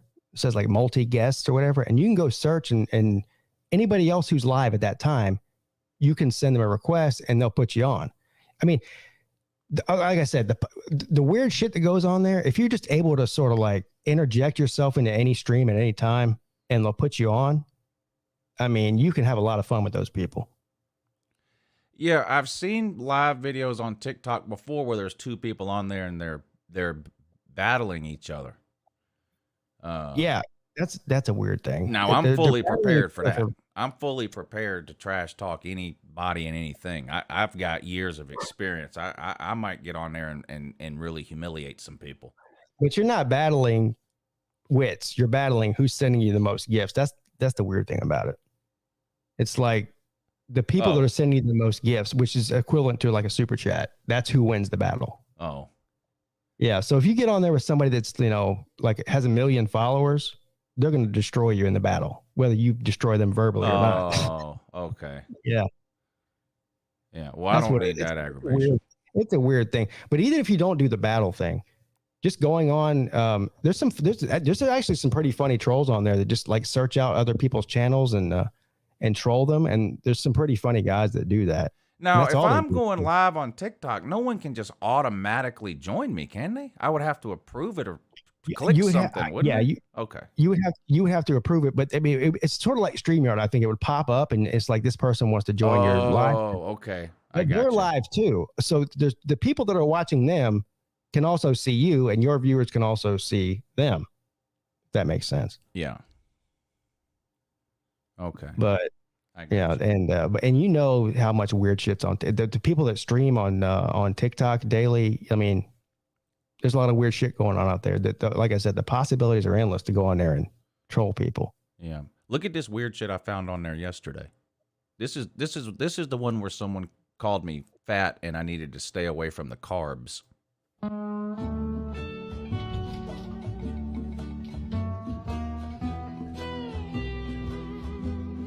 Pete, this was at 12:45 at night. Of course it was.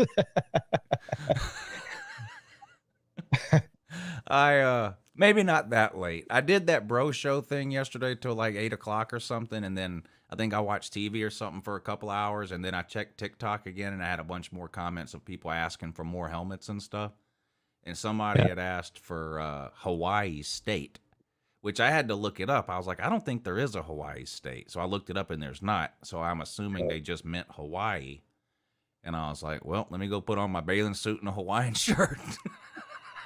Well, shout out to you. You have a Hawaiian shirt. Yeah. But you never wear. Now, I could be wrong, but I don't think there's any such thing as Hawaii State. So this will have to do.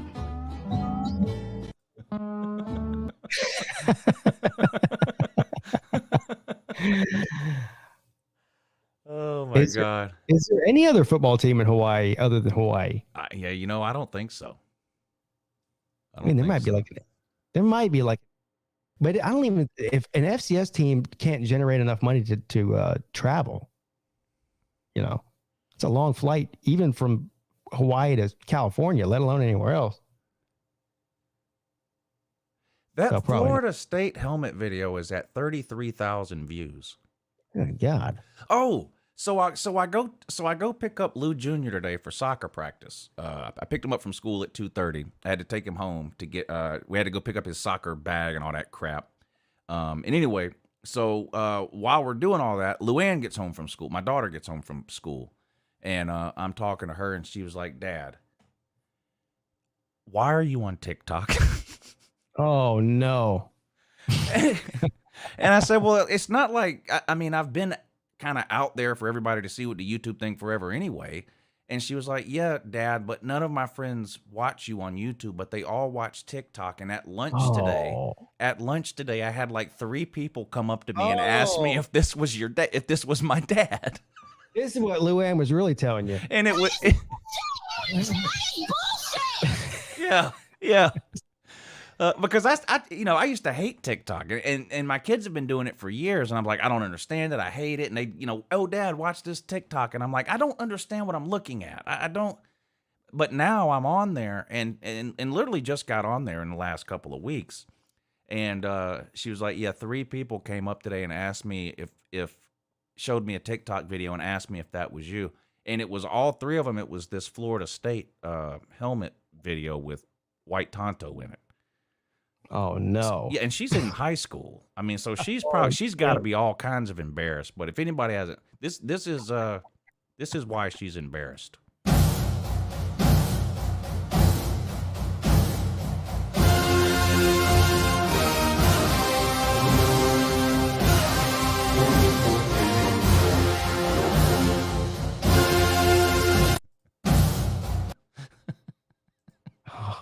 I feel bad for her, but like, what can I do?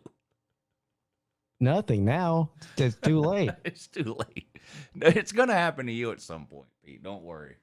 If it hasn't already. Well, yeah. I mean, Pete Jr. already knows I'm on TikTok, but even worse than that, like really nobody in my family, like my extended family anyway, watches my YouTube channel. Maybe they do and just don't tell me. I don't know. But as soon as I went on TikTok, Mrs. Pete was out with her younger sister, at Mother's Day dinner on Saturday, and she goes, "Oh, so Joe's he likes TikTok now," and she's like, "Yeah, he's on TikTok now." Like, she's probably never watched a single YouTube video of mine, and all of a sudden she's like, "Oh, he's on TikTok now," because she found me on there. I came up as one of her suggested things on there. It's hilarious. TikTok. It is fun. I'm not gonna lie. I've had a lot of fun especially the last few days on there. So I don't know. I don't know. I have a feeling that it's something that during the season I may brush to the side, but for now I'm having some fun with it. Yeah, I don't know. We'll see. I think it's a good idea to go and keep going year round. It's only going to drive people to your YouTube channel. Yeah, especially during the season. Yeah. I guess I probably would. But I understand what you're saying is you're dedicating a lot of time to the YouTube channel during the season, and you won't have much time over to be sitting around thinking of TikTok videos to do. Right. I get that part of it. And the whole idea of TikTok is that it's really quick to do, which is great. But I'm so used to, like, I have a YouTube frame of mind towards everything. So, like, when I'm trying to think of anything to record, whether it's a 15-second TikTok video or a YouTube video, like, I'm always trying to think, okay, what can I do besides just film myself for 15 seconds and upload it? And so these videos that should be only taking me a minute or so to make, like, I got to go dig through my closet, find the Hawaiian shirt, like you said, that I never wear. Yeah. So it's taken me more time than I, initially thought. I was like, well, I can do a couple of TikTok videos a day. It'll take me 5 minutes. Well, it's taken me a little bit longer than that on some of them, but I don't know. We'll see. I am having a good time on there. Well, once you hit 1,000 subscribers, I mean, you can monetize it. I mean, it's not monetized like YouTube, but there's potential there. Yeah. I know there's a lot of people on there. A lot of people on there. A lot of people on there. That's right. That's a whole different, generation too. I mean, I know you're big on Twitter. Like, you love Twitter. I created my Twitter account the day I created my YouTube account, with the intention of having them piggyback off of each other. I mean, that's what you're supposed to do when you're in the social media space like we are. You're supposed to have, if you have a YouTube, then you have to have an Instagram and a Twitter with the same name and all this kind of crap. And so I have an Instagram, I have a Twitter, but I've neglected, I just never use them. And I don't know.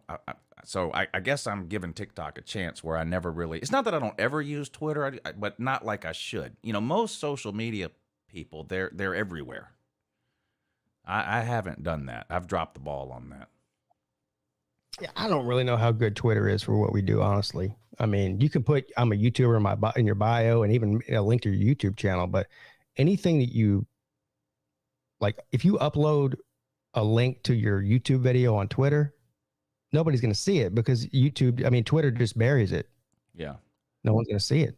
Maybe the people that follow you might see it, but nobody else is going to see it. Right. Which the people that follow you already know you have a YouTube channel. So it doesn't, really help in that manner, but I don't know. I think TikTok is way more lucrative as far as helping your YouTube channel than Twitter is. And I don't even know anything about Facebook. I think you're right with TikTok because, like, when I go on TikTok and I just start scrolling, it's not people I'm quote unquote following. I mean, yeah, every once in a while it'll show me a video of somebody I might be following, but I'm seeing, in some cases, 100 new people in 10 minutes.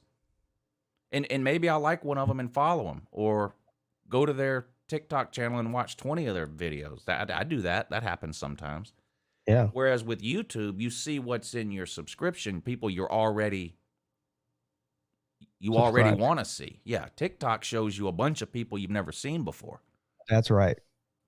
And it's so quick because most of the videos are 10, 15, 20 seconds long. Some of them are longer.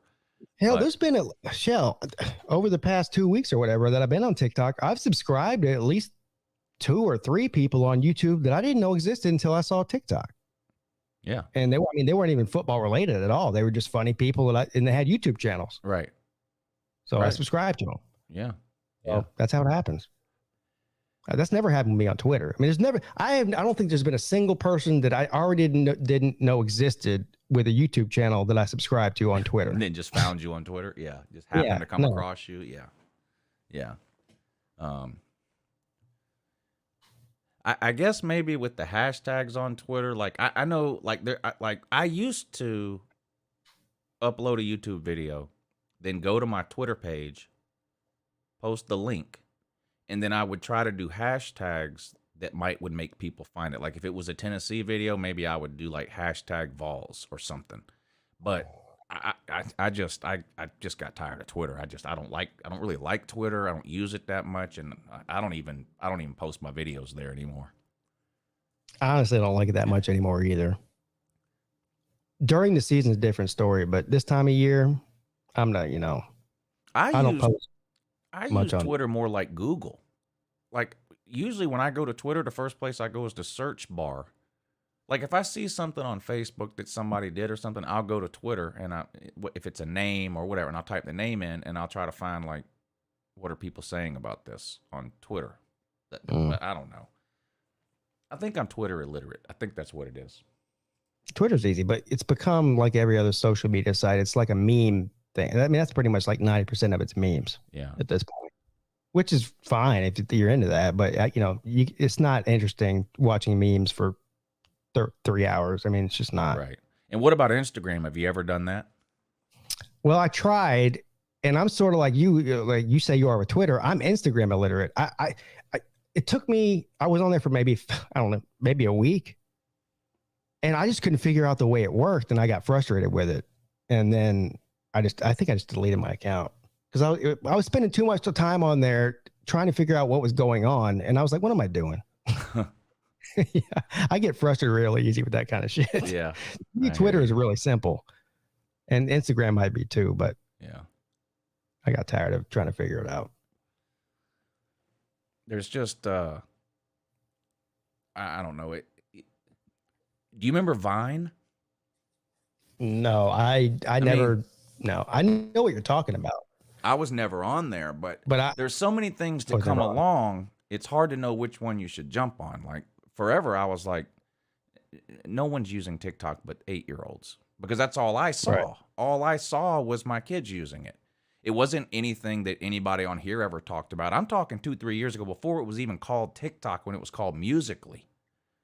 And then it got bought and became TikTok. I had no reason to think it was something I needed to be doing. But literally everybody is on there now. I mean, it's got to be one of the fastest growing social media apps ever. Has to be. Yeah, I think probably the most fast growing. Yeah, it blew up.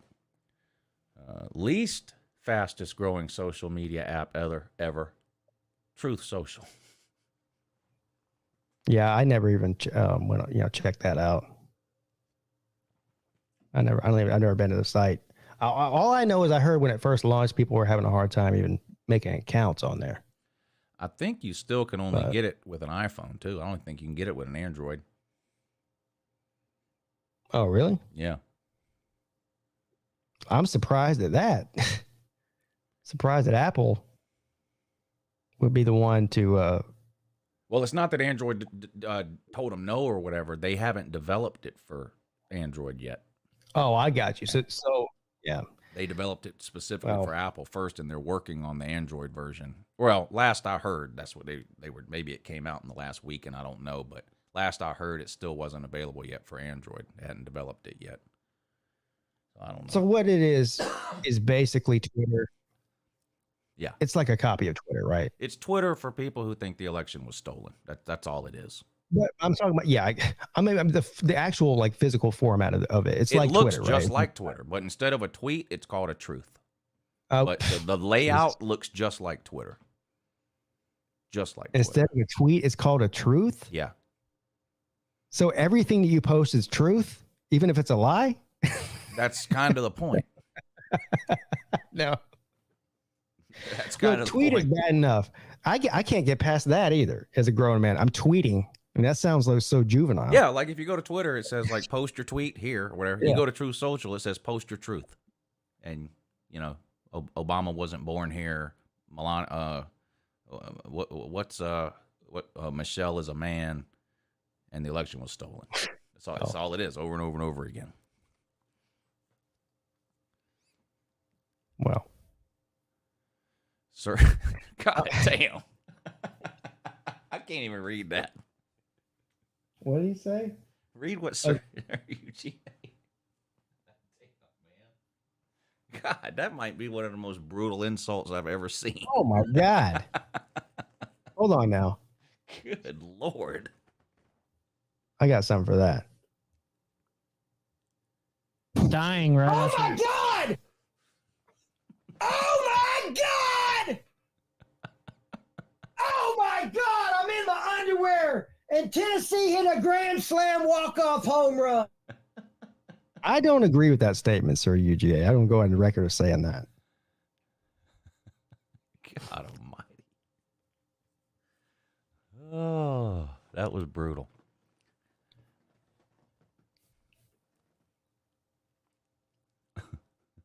Man.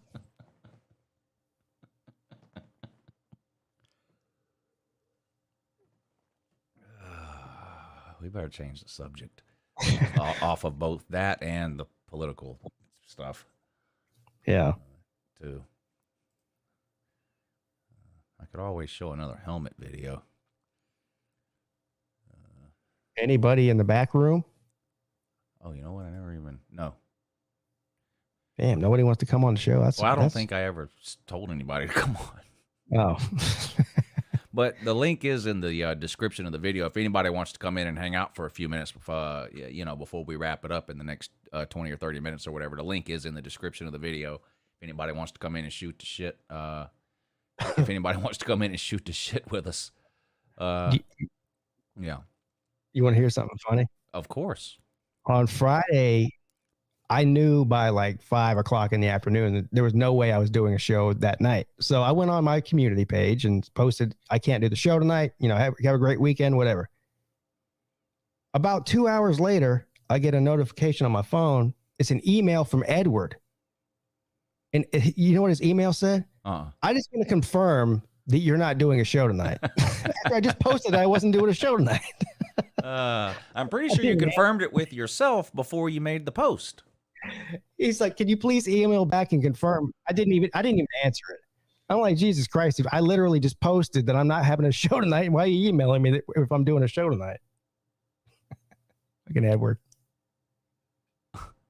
Yeah, where's he at tonight? By the way.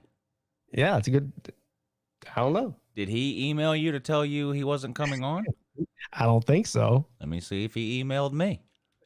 Maybe he did.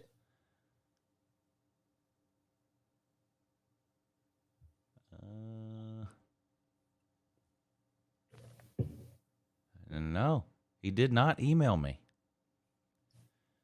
You think I hope Raj didn't run him off. Surely he didn't. I don't think that Edward can be run off. He's sort of like George in that way. Did you hear him and Raj go at it the other day? Where was that? Was that? What show was that? Was that on my show? That was on your show. That's right. Yeah. Yeah, that was great. That was great. And Edward did not back down. He might have taken a verbal beating, but he didn't back down. I pointed this out at the risk of pissing Raj off. Is that, to be fair to Edward, Raj is the one that started talking shit about Edward first. That's just a fact. Is it not? Yeah. So, look, Edward defended himself. Now, Raj verbally destroyed him. There's no doubt about that. But to be fair to Edward, Raj is the one that started it. Yeah. So it is what it is, man. But Edward. Raj is going to beat Edward in a verbal sparring match. 7 out of 8 days a week. Facts. Yeah, facts. So. That is true. Pete, Thursday is my 1-year anniversary on Loot. 8-year anniversary on YouTube. 8 years. Wow. I started and uploaded my first video on May 12th, 2014. For some reason, I thought you were on before that. No, I looked it up this morning on that. Anytime I tell the story, I can't ever remember whether it was 13 or 14. I have to always look. Yeah. But I looked this morning. May 12th, 2014. Now, I don't want you to, do something prematurely because obviously you're going to have something planned for your show on Friday. But do you still have that first video that you ever uploaded? Is it still on your channel? Oh, yeah. Yeah. I don't know how many people know this, but if you go to somebody's YouTube channel, you can sort their videos from newest, which is how it comes up by default. But you can change that to either oldest first or most popular first as well. So if you go to my channel and sort the videos by oldest first, I'll tell you this: if you watch if you watch the first 100 videos or whatever I made, you'll go, well, shit, I can do that. Well, because they're horrible. Here's what I was really asking, because you can go to their oldest video as long as they haven't deleted it. Oh no, no, that's the first video. Yeah. So I'll tell you, probably the first 30 videos I ever did had been deleted a long time ago. Now, I wish I didn't delete them now. Now that I've been doing it for so long, but a year in, I would go back and watch those and be like, "Oh, these are terrible. These are going to run people off." I deleted them. I wish I didn't now. Yeah, I guess I could have made a decision at some point to private, because I didn't even make college football videos for like the first 5 or 6 months. It was, it was a horrible channel. It was terrible. Well, everyone's channel's horrible at first. Yeah, and that's what I tell everybody now, because you know how people they ask for advice all the time, and I start making videos. That's my advice. Stop saving money for computers and cameras, and stop doing all that. Grab your cell phone and start uploading videos, because I don't care how much money you spend or how much time you wait. Your first some number of videos, whatever. Some people might have a better learning curve than I did, but first certain number of videos you make are going to be trash anyway. So you might as well just start making it now. Don't wait. Yeah, it's hard to watch old videos of yourself, isn't it? It is for me. Now, yeah. I think everyone's probably that way. I don't know, but now some of the old videos that I did early on were really actually pretty funny, but to go back and watch them is cringy to me. Yeah. One of the reasons I leave them up is because if I ever start feeling bad about how I'm doing now, like on YouTube, I go back and watch those, and I'm like, well, maybe it's not that bad. Yeah. I have gotten a little bit better. Oh boy. I can't believe you deleted. Were your first videos football? You created your channel specifically to talk about football, right? Yeah, they were all football, but some of them were just so ridiculous. They were like Matthew Mayhem level, alien ridiculous shit. But yeah, and just in general, like I didn't have it's weird when you first start filming yourself. It's awkward. You have to get used to being on camera, really. And so they were just really awkward. And like I said, I wish I didn't, at this point, I wish I still had those so I can go back and laugh at them. But at the time that I deleted them, it was still early on. You know what I'm saying? Yeah. And I was just like, these are terrible. I need to delete them. I don't want anybody to see this shit. But of course, in hindsight, I wish I didn't do that. But there's still some pretty embarrassing shit on there that I didn't delete. Believe me. It was only like the first 20 or 30 videos I deleted, I think. D4 says a prominent member of this community tried to down me, but I ain't listening. That's what he says. I wish he would name the person, but knowing D4, he's not really. You're gonna take a high road. Yeah. Which is probably the right thing to do, and probably something I could learn from him. Well, as long as it wasn't me, because I never downed him. Right. It wasn't me. But I would like to know who he's talking about, though. Yeah. We may never know. Probably won't. We may never know.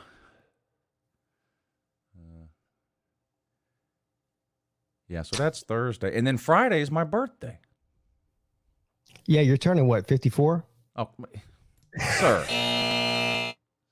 Stop. Yeah, that is bullshit. 44, sir. Oh, 44. I'm sorry. I was only off by 10 years. My bad. And I'm 140 subscribers away from a 24-hour stream. So there's a lot. This is a busy week. There's a lot going on this week. It's an exciting week. LouTube anniversary, my birthday, and I literally could hit 50K subscribers at any day now. I think you will. Yeah, I need like 140. First of all, it's a celebration, and I'll go ahead and be the first one to early congratulate you on 50,000 because it's inevitable very soon, whether it happens this week or next week or whenever. But congratulations on that.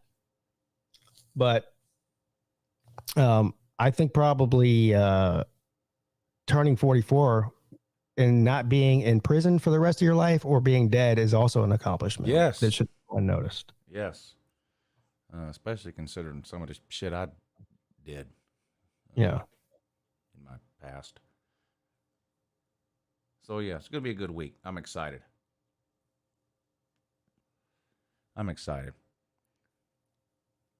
Lou Jr. has soccer tryouts this week. So just when I thought soccer was over until school starts back, 3 days of soccer this week. But then it really is over. Sorry. Kids get out of school for the summer. May 24th? It's either the 23rd or the 24th is their last day. Yeah, I think that's similar to here. We might go, I think we go like a week or two longer, and then we start a week or two later than you guys. Yeah. Something like that. Lou Jr.'s taking those end of year assessment tests or whatever in Georgia. It's called the Georgia Milestones. They probably have them in every state called something different, but so he had to do that today, tomorrow, and Wednesday. And then he said in the rest of their classes they're pretty much in coast mode already. I remember the days. Yeah. Best time of the year, wasn't it? Oh, yeah. That was when they rolled that damn TV in there strapped to the gurney. Yeah, because listen to me. The only people who are more ready for summer break than the students are the teachers. Yes. Yes.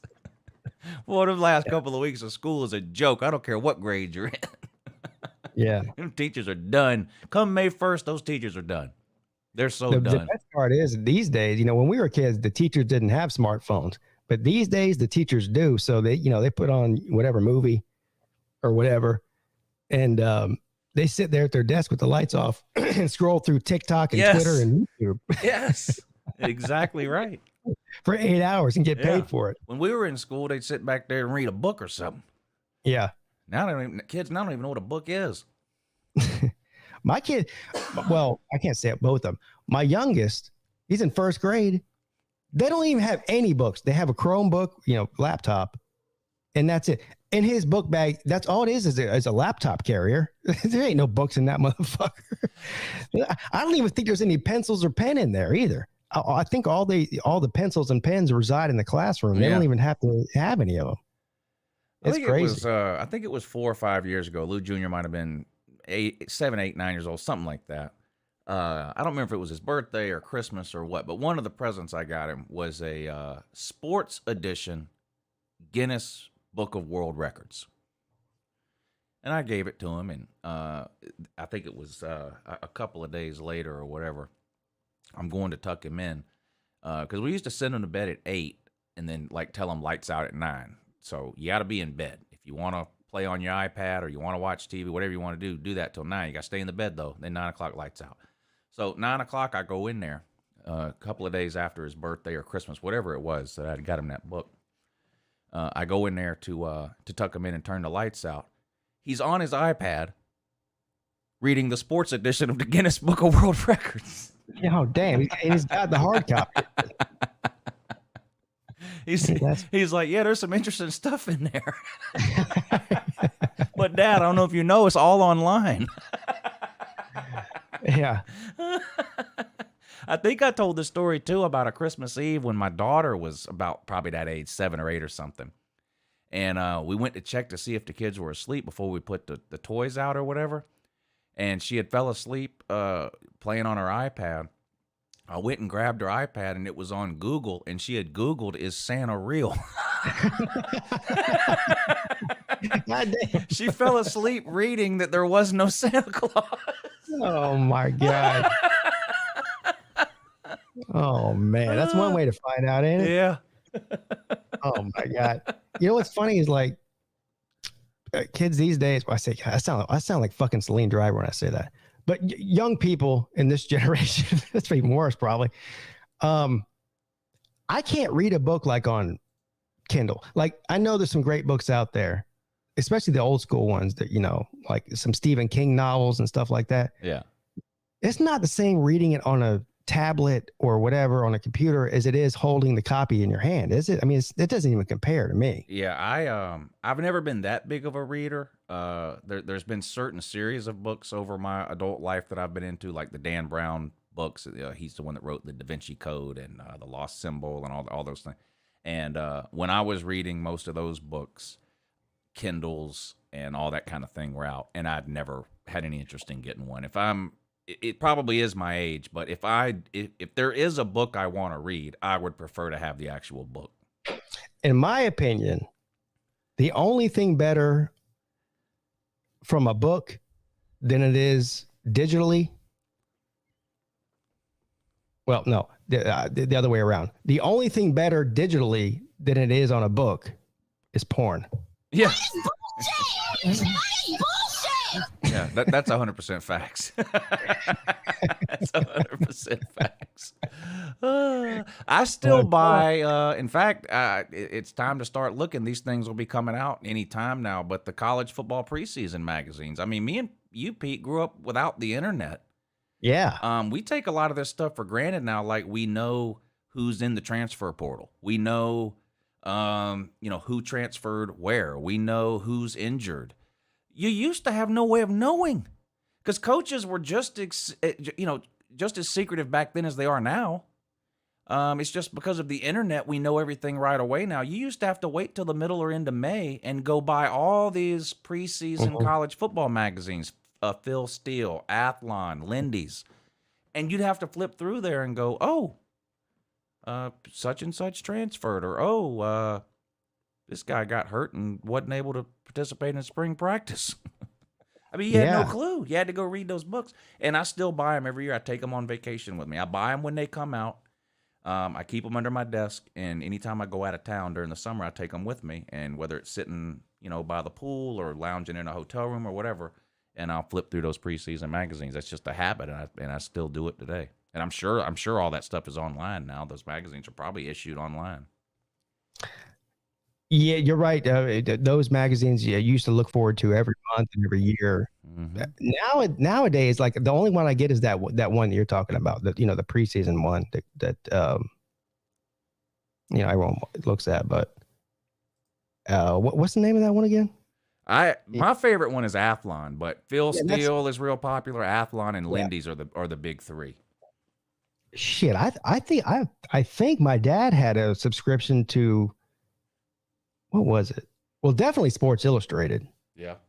And then it might have been the ESPN magazine, whatever that was, the monthly magazine they had. And I'm like you. I used to look forward to that every week. That's another thing that people under the age of 25 don't have any. They don't know what a magazine subscription is. Yeah. Oh, yeah. Yeah. Remember you send in the card? You had to mail in the damn subscription too. You had to fill out the card, mail it in, and send either a check with it or like a money order, right? Or maybe later in the years they started taking credit card numbers, which is ridiculous. You're sending your credit card number through print, through the mail. Yeah, and which is not a good idea. But and then what would happen is they would offer you like you sign up for a year and we'll give you your first 3 months free, right? And then after that year was up, then you paid for the 12 issues the next year. But yeah, I mean it's yeah, like if you wanted to know what happened at your team's spring game, you'd have to wait to get your May edition of Sports Illustrated or whatever you were subscribed to. Yeah. It's crazy. And you look forward to who was going to be on the cover each week. Yep. And it was always different sports too, right? I mean, it wasn't always football. I mean, golfer on there 1 month. There'd be a friggin' hockey player on there the next month. Basketball would be on the cover this month baseball. because of the playoffs. Yep. Right. Yeah. Yeah, that's right. And then ESPN came out with a magazine, and it flopped so bad they turned ESPN the magazine into a TV show. They had a TV show called ESPN the Magazine because nobody was ordering magazines anymore because of the internet. That's right. God, that's wild. It really is. Whose credit got ruined by Columbia Music House? Yeah, that was the other one too. Buy one CD, we'll send you 45 CDs for free. And then in the small print, plus you have to agree to order 10 CDs a month for the next 70 years. There was a scam, right? Like I know you know about this. Like you would sign up for that to get the 45 free CDs, and somehow you would cancel and not have to pay for anything, or that pay $9.95 and that was it. I can't remember how that went down, but I know a bunch of people that did it though. Oh yeah. So you get like 50 CDs for free, basically. Right. Then you cancel. Screw them over. Yeah. And they hound you for the next 5 years about their money you owe them or whatever. Yeah. Columbia House. Yeah, I remember that too. I guess the move is like you pay with your credit card. They charge you the $9.95, send you 40 CDs, and then you just cancel your credit card. Yeah. And then they can't charge you anymore. That's why everybody had they sold the folders that you could put your CD in the sleeves and all that. Yeah, yeah. Everybody you knew had a folder of 100 CDs, and you're like, how the hell you afford 100 CDs? Columbia House, bitch. I paid $10. They sent me 100 free CDs. It's great. Yeah, it was like the Napster, but hard copies. Right. Yeah. God, they had to have lost so much money, that company. Had to have. I feel like they might have been owned by some other bigger company, but yeah, that was how long did that last? Like a couple of years, it seems like. Yeah, and I don't know anybody that actually followed through and continued to send them $10 a month or whatever. Like everybody just got their free CDs and canceled. Like that was just, it wasn't even a secret. Like you'd get off the bus and you'd run to the mailbox. Like, man, I hope that Columbia scam is in there. Yeah. Also, you remember TV Guide? Everyone had the TV Guide. Yeah. There was no TV Guide channel. It came in the newspaper every Sunday. It was a physical paper that you'd hold in your hand that told you when everything was coming on. It was nothing but a chart of every TV show for the next. Was it weekly or monthly? I think it might have been monthly. Might have been. It was either. Yeah, it was one of the two. And it told you every TV show, what time it came on every single station that was on TV. And on top of that, they had articles in there too, like about actors and actresses and TV shows and shit. Yeah. And then the first advancement beyond that was an actual TV Guide channel. Which we all have now as default. It's just the guide. They only call it TV now Guide. It tells you right on the screen. Like if you're watching ABC, you can just scroll right and see what comes on at 3 and 4 and 5 and 6. But before that, it was like turn it to the TV Guide channel, and whatever channel it was, 17, and it would be a scrolling list. You know, it would start at channel 2 and it would scroll up. And it would tell you what was on every channel. And you'd have to sit there and watch that for 20 minutes while it scrolled through all the channels and then go, oh, turn it to channel 24, Matlock's on. Yeah. But the TV Guide, it was in every single waiting room and every medical office and dentist office in the country. Right along with Sports Illustrated and whatever other magazine. Yep. You know, People magazine or whatever. And you'd be sitting, people would sit there and read TV Guide like it was a book for like 20 minutes. Yeah. Well, you had to. There was no DVR. So like back then, if you wanted to record something, you had to have a VCR hooked up to your TV. You'd have to put a blank tape in the VCR, and then you'd have to program your VCR to record at a certain time. But your TV had to be on and playing that show. That's right. So everyone whose mom out there used to watch like General Hospital or Young and the Restless while they were at work, they would have that damn tape in there to record their soap opera while they were at work. Yeah. And then when they got home, they'd pop that VHS tape in there and watch The Young and the Restless or whatever it was. Yeah. Yeah. And if I came home from school and changed the channel, it screwed everything up. Yeah. Because now it's recording cartoons instead of my mom's soap operas. Yeah. Oh, you get in big trouble. You might get whooped for that. Yeah. Yeah. You taped over my goddamn show, you little shit. Oh man, those were the days. Those were the days. They were. Wow.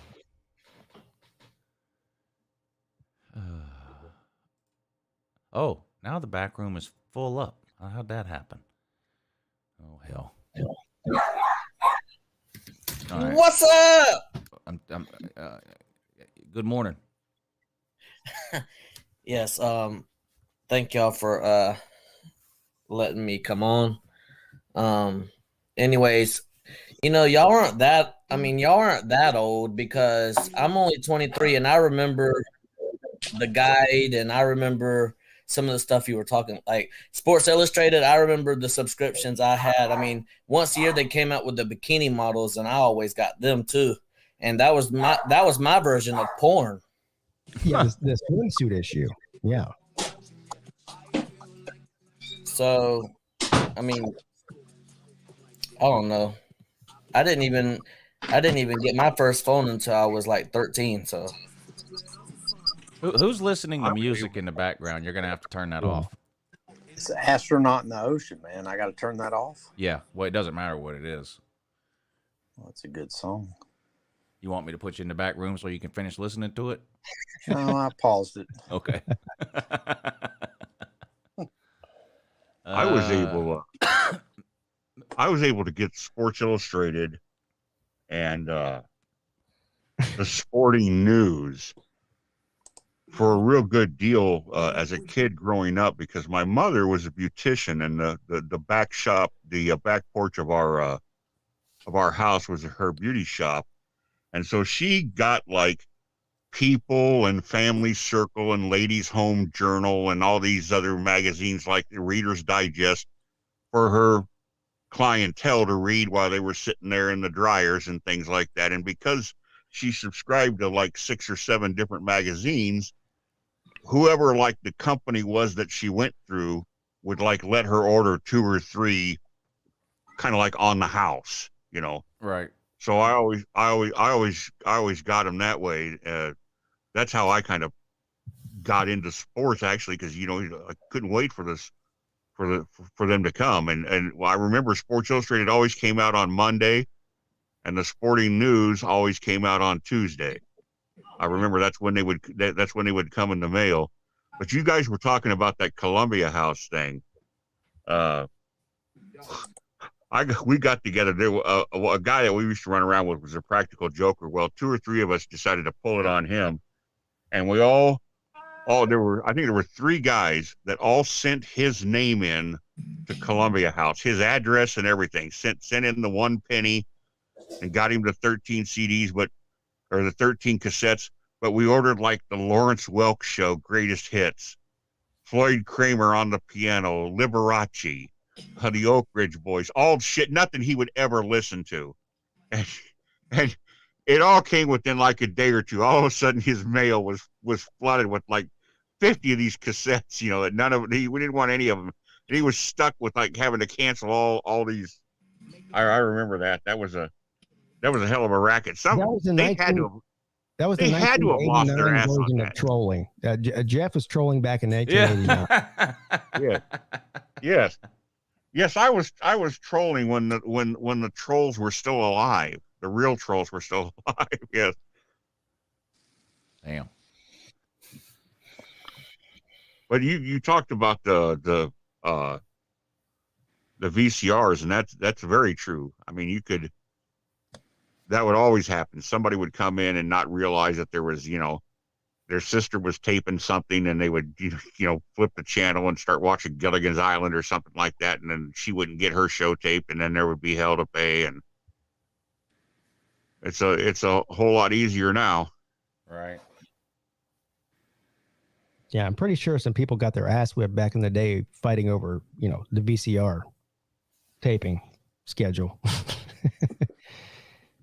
Well, I used to get chewed out all the time because I was the only one that could figure out how to program the damn thing. And every now and then, being young and stupid, to make a mistake and taped the wrong damn channel or something, you know, and well, I thought you were taping this, and I'm like, you know, yeah. But it was a lot easier when I was that age because, of course, TV was just going into color, and there were like 4 channels. I know Lou Spring Chicken turning 44. Lou, I'm sure Lou doesn't have any memory of this, but once upon a time there was no such thing as cable TV. No, I remember that. I used to be my dad's remote control, sir. I mean, I used to. I remember when the TVs had 2 knobs on them, and you had to turn the top knob to one channel and then the bottom knob to another. Yeah, I mean, I didn't grow up with. Yeah. We didn't get cable TV till I was in elementary school at some point, early 80s. The TV that was in my house when I was growing up looked like a piece of furniture. Yeah, we had one of those too. Yeah. It was big wooden as shit, thing, wooden, built-in huge speakers. Hell, you can go anybody pretty much can go pick up a 65-inch flat screen TV without a problem. Back in the day, a 27-inch TV weighed 500 pounds. Yeah, you had to have a couple of NFL linemen come and move the damn thing. Well, I must be either really young with old parents, but I had one of them as well.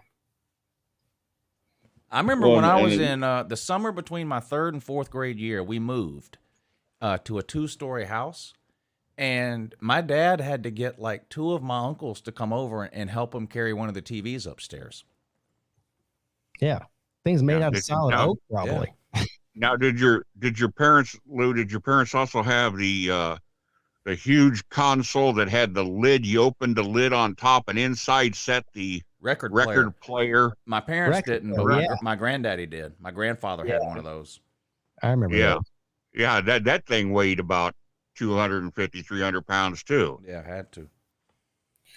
Uncle Lou, I don't know. The thing about the TVs before the cable was you didn't have the modulation on the volume. So I remember my dad used to bitch all the time. He says, damn Channel 20. The Channel 20 was our NBC station. And all the other channels, the volume was about like this. But when you turned it on Channel 20, the volume was like this. So you'd have to get back up and then turn the volume down because it wasn't the same on each of the stations. Now, you know, you can control, you know. Uncle Lou, I don't know if this is worldwide or not, but they used to do the jail reports. Do they still do them now? Yeah. They're in all the gas stations, but they're online too. Oh, well, me and my dad, my dad picked me up every other Friday because my parents were separated, and he would go to the grocery store, get me what they called a bug juice, and we used to laugh at the jail reports. What the hell is bug juice? It's like them really small I wish you wouldn't have asked. Flavored water things. What? It's like a fruity. His wife's it's a fruity drink. Yeah. Yeah. It's like those little things that are shaped like barrels with the foil on the top. You stick a straw in. Is that what it is? No. You pull it. Well, I always pull the top off with my. It's like a Gatorade top. You pull it off with your teeth and drink it. Pull it off with your teeth. All right. You got to walk away from the dog. Bug juice. It should not have to be said to people, but for some reason, call-in shows and StreamYards have been around for years and years, and I just can't put up with it. So don't come into a StreamYard playing your radio. Don't come into a StreamYard standing right next to your annoying ass dog. Just don't do that. It's common sense. Mm-hmm. So the popularity of the Cubs and the Braves can kind of be tied to the beginnings of cable TV as well, because WGN and then WTBS out of Atlanta, right, were one of the first few superstations. I remember TBS used to have Georgia Championship Wrestling on Saturday afternoon, and the Braves were on constantly all the time when Dale Murphy was there and Glenn Hubbard and Bob Oberkfell, and everything TBS had started at 5. It started at 7:05 or 7:35 or 9:05. but that went all around the country. So people who didn't even would never have thought they were going to watch Braves baseball living out in Wyoming was getting Braves baseball. No, I love the song Gin and Juice, and I like you. But it's like when you were a kid and your mom was on the phone in the kitchen and you walked in the kitchen making all kinds of damn noise. What'd she tell you? Get out of here, I'm on the phone. And that was only bothering two other people, your mom and whoever she was talking to. When you come into a show or a StreamYard and you're playing your radio in the background, at this point, that was bothering 50 people. It's like, let's put it this way. If next week during the Lunch Money Show, I decided instead of coming in this room and coming on mic and being the co-host on the show, what I would do was I would go in my shower, turn the shower on. I'd turn the fan on too. And then I would also put some music on in the background and attempt to do the live show with all kinds of shit going on in the background. How many people would watch that? None. Even less than the amount of people that are watching it now. Yeah. And that's hard to accomplish. Well, listen, guys, I just thought I'm not going to hog up the space. I'll back out. But thanks for having me in. As always, an entertaining show. And Pete, congratulations on the launch of your midday show, and best anniversary wishes to Lou for his channel, and an early happy birthday salute. Thanks, Jeff. It was good to have you on, buddy. Yeah, thank you. A lot of people are congratulating me on my new show. I mean, I haven't really accomplished anything. Anybody can start a show. I mean, literally anybody can. Congratulate me later if I'm still doing it in 6 months. But thank you. Somebody wants to have it explain to them what AOL is. No, yeah, you have to Google it. Yeah, you used to get the AOL discs in the mail too. Remember that? Oh yeah. And Prodigy before that. That was the only way to get the internet back then. I mean, dial-up was something serious, and the weird thing about that is there's still some people in 2022 that seem to have dial-up internet, even though it's not a thing anymore. I remember when I was in 7th grade, they created a computer technology class, and in that classroom, nowhere else in the school had internet, but in that classroom, it had internet. The modem looked like a shoebox, and it had speakers on it. And right next to the modem was an actual phone. You would have to, a home phone. You would have to take the phone off the hook, set it on top of the modem, and then tell the computer what number to dial. And then based on the sounds that the phone made, the modem would dial that specific number to connect you to your Prodigy or your AOL internet or whatever it was. That's how you got on the internet back then. When I was in, it had to have been 9th grade. It was either 9th or 10th grade. Do you remember they used to have a whole class in high school? In my school, it was called computer technology, where basically they taught you how to use a computer and type. Yeah. Right. There's no such thing as computer technology class anymore. I mean, hell, if you don't know how to use a computer by the time you're 5, then they consider you a retard. Yeah. Our kids now at 4 and 5 years old know infinitely more about computers than we knew heading into college. I mean, it's crazy. I mean, this is unbelievable. The whole class was that they would sit you down and tell you how to log on to the computer. And then they would be like, this is what you click if you want to get on the internet. Yeah. This is how you type. And the internet was nothing but message boards. That's all it was. There was no Google. Just message boards. Computer technology. It was weird. Gator Zone says, I remember as a kid waiting at the mailbox for an East Bay catalog. Yeah, that and LL Bean. LL Bean. Yeah. I remember that too. LL Bean. Wow. This was a great trip down memory lane. Yeah. But it's time to end the show, unfortunately. It's midnight. Thank everybody for hanging out with us. Another edition of the Lunch Money Show is in the books. Appreciate y'all hanging out with us tonight. Y'all be sure and check out Pete's Midday Show Wednesday at 11 over on the Pigskin Pete channel. I'll be back tomorrow morning at 8 a.m. for the morning show over on my second channel. So we both hope to see you in both places tomorrow and Wednesday. Hope everybody got off to started the week off good. Enjoy your week, and we'll be back next Monday. Pete has the last word today.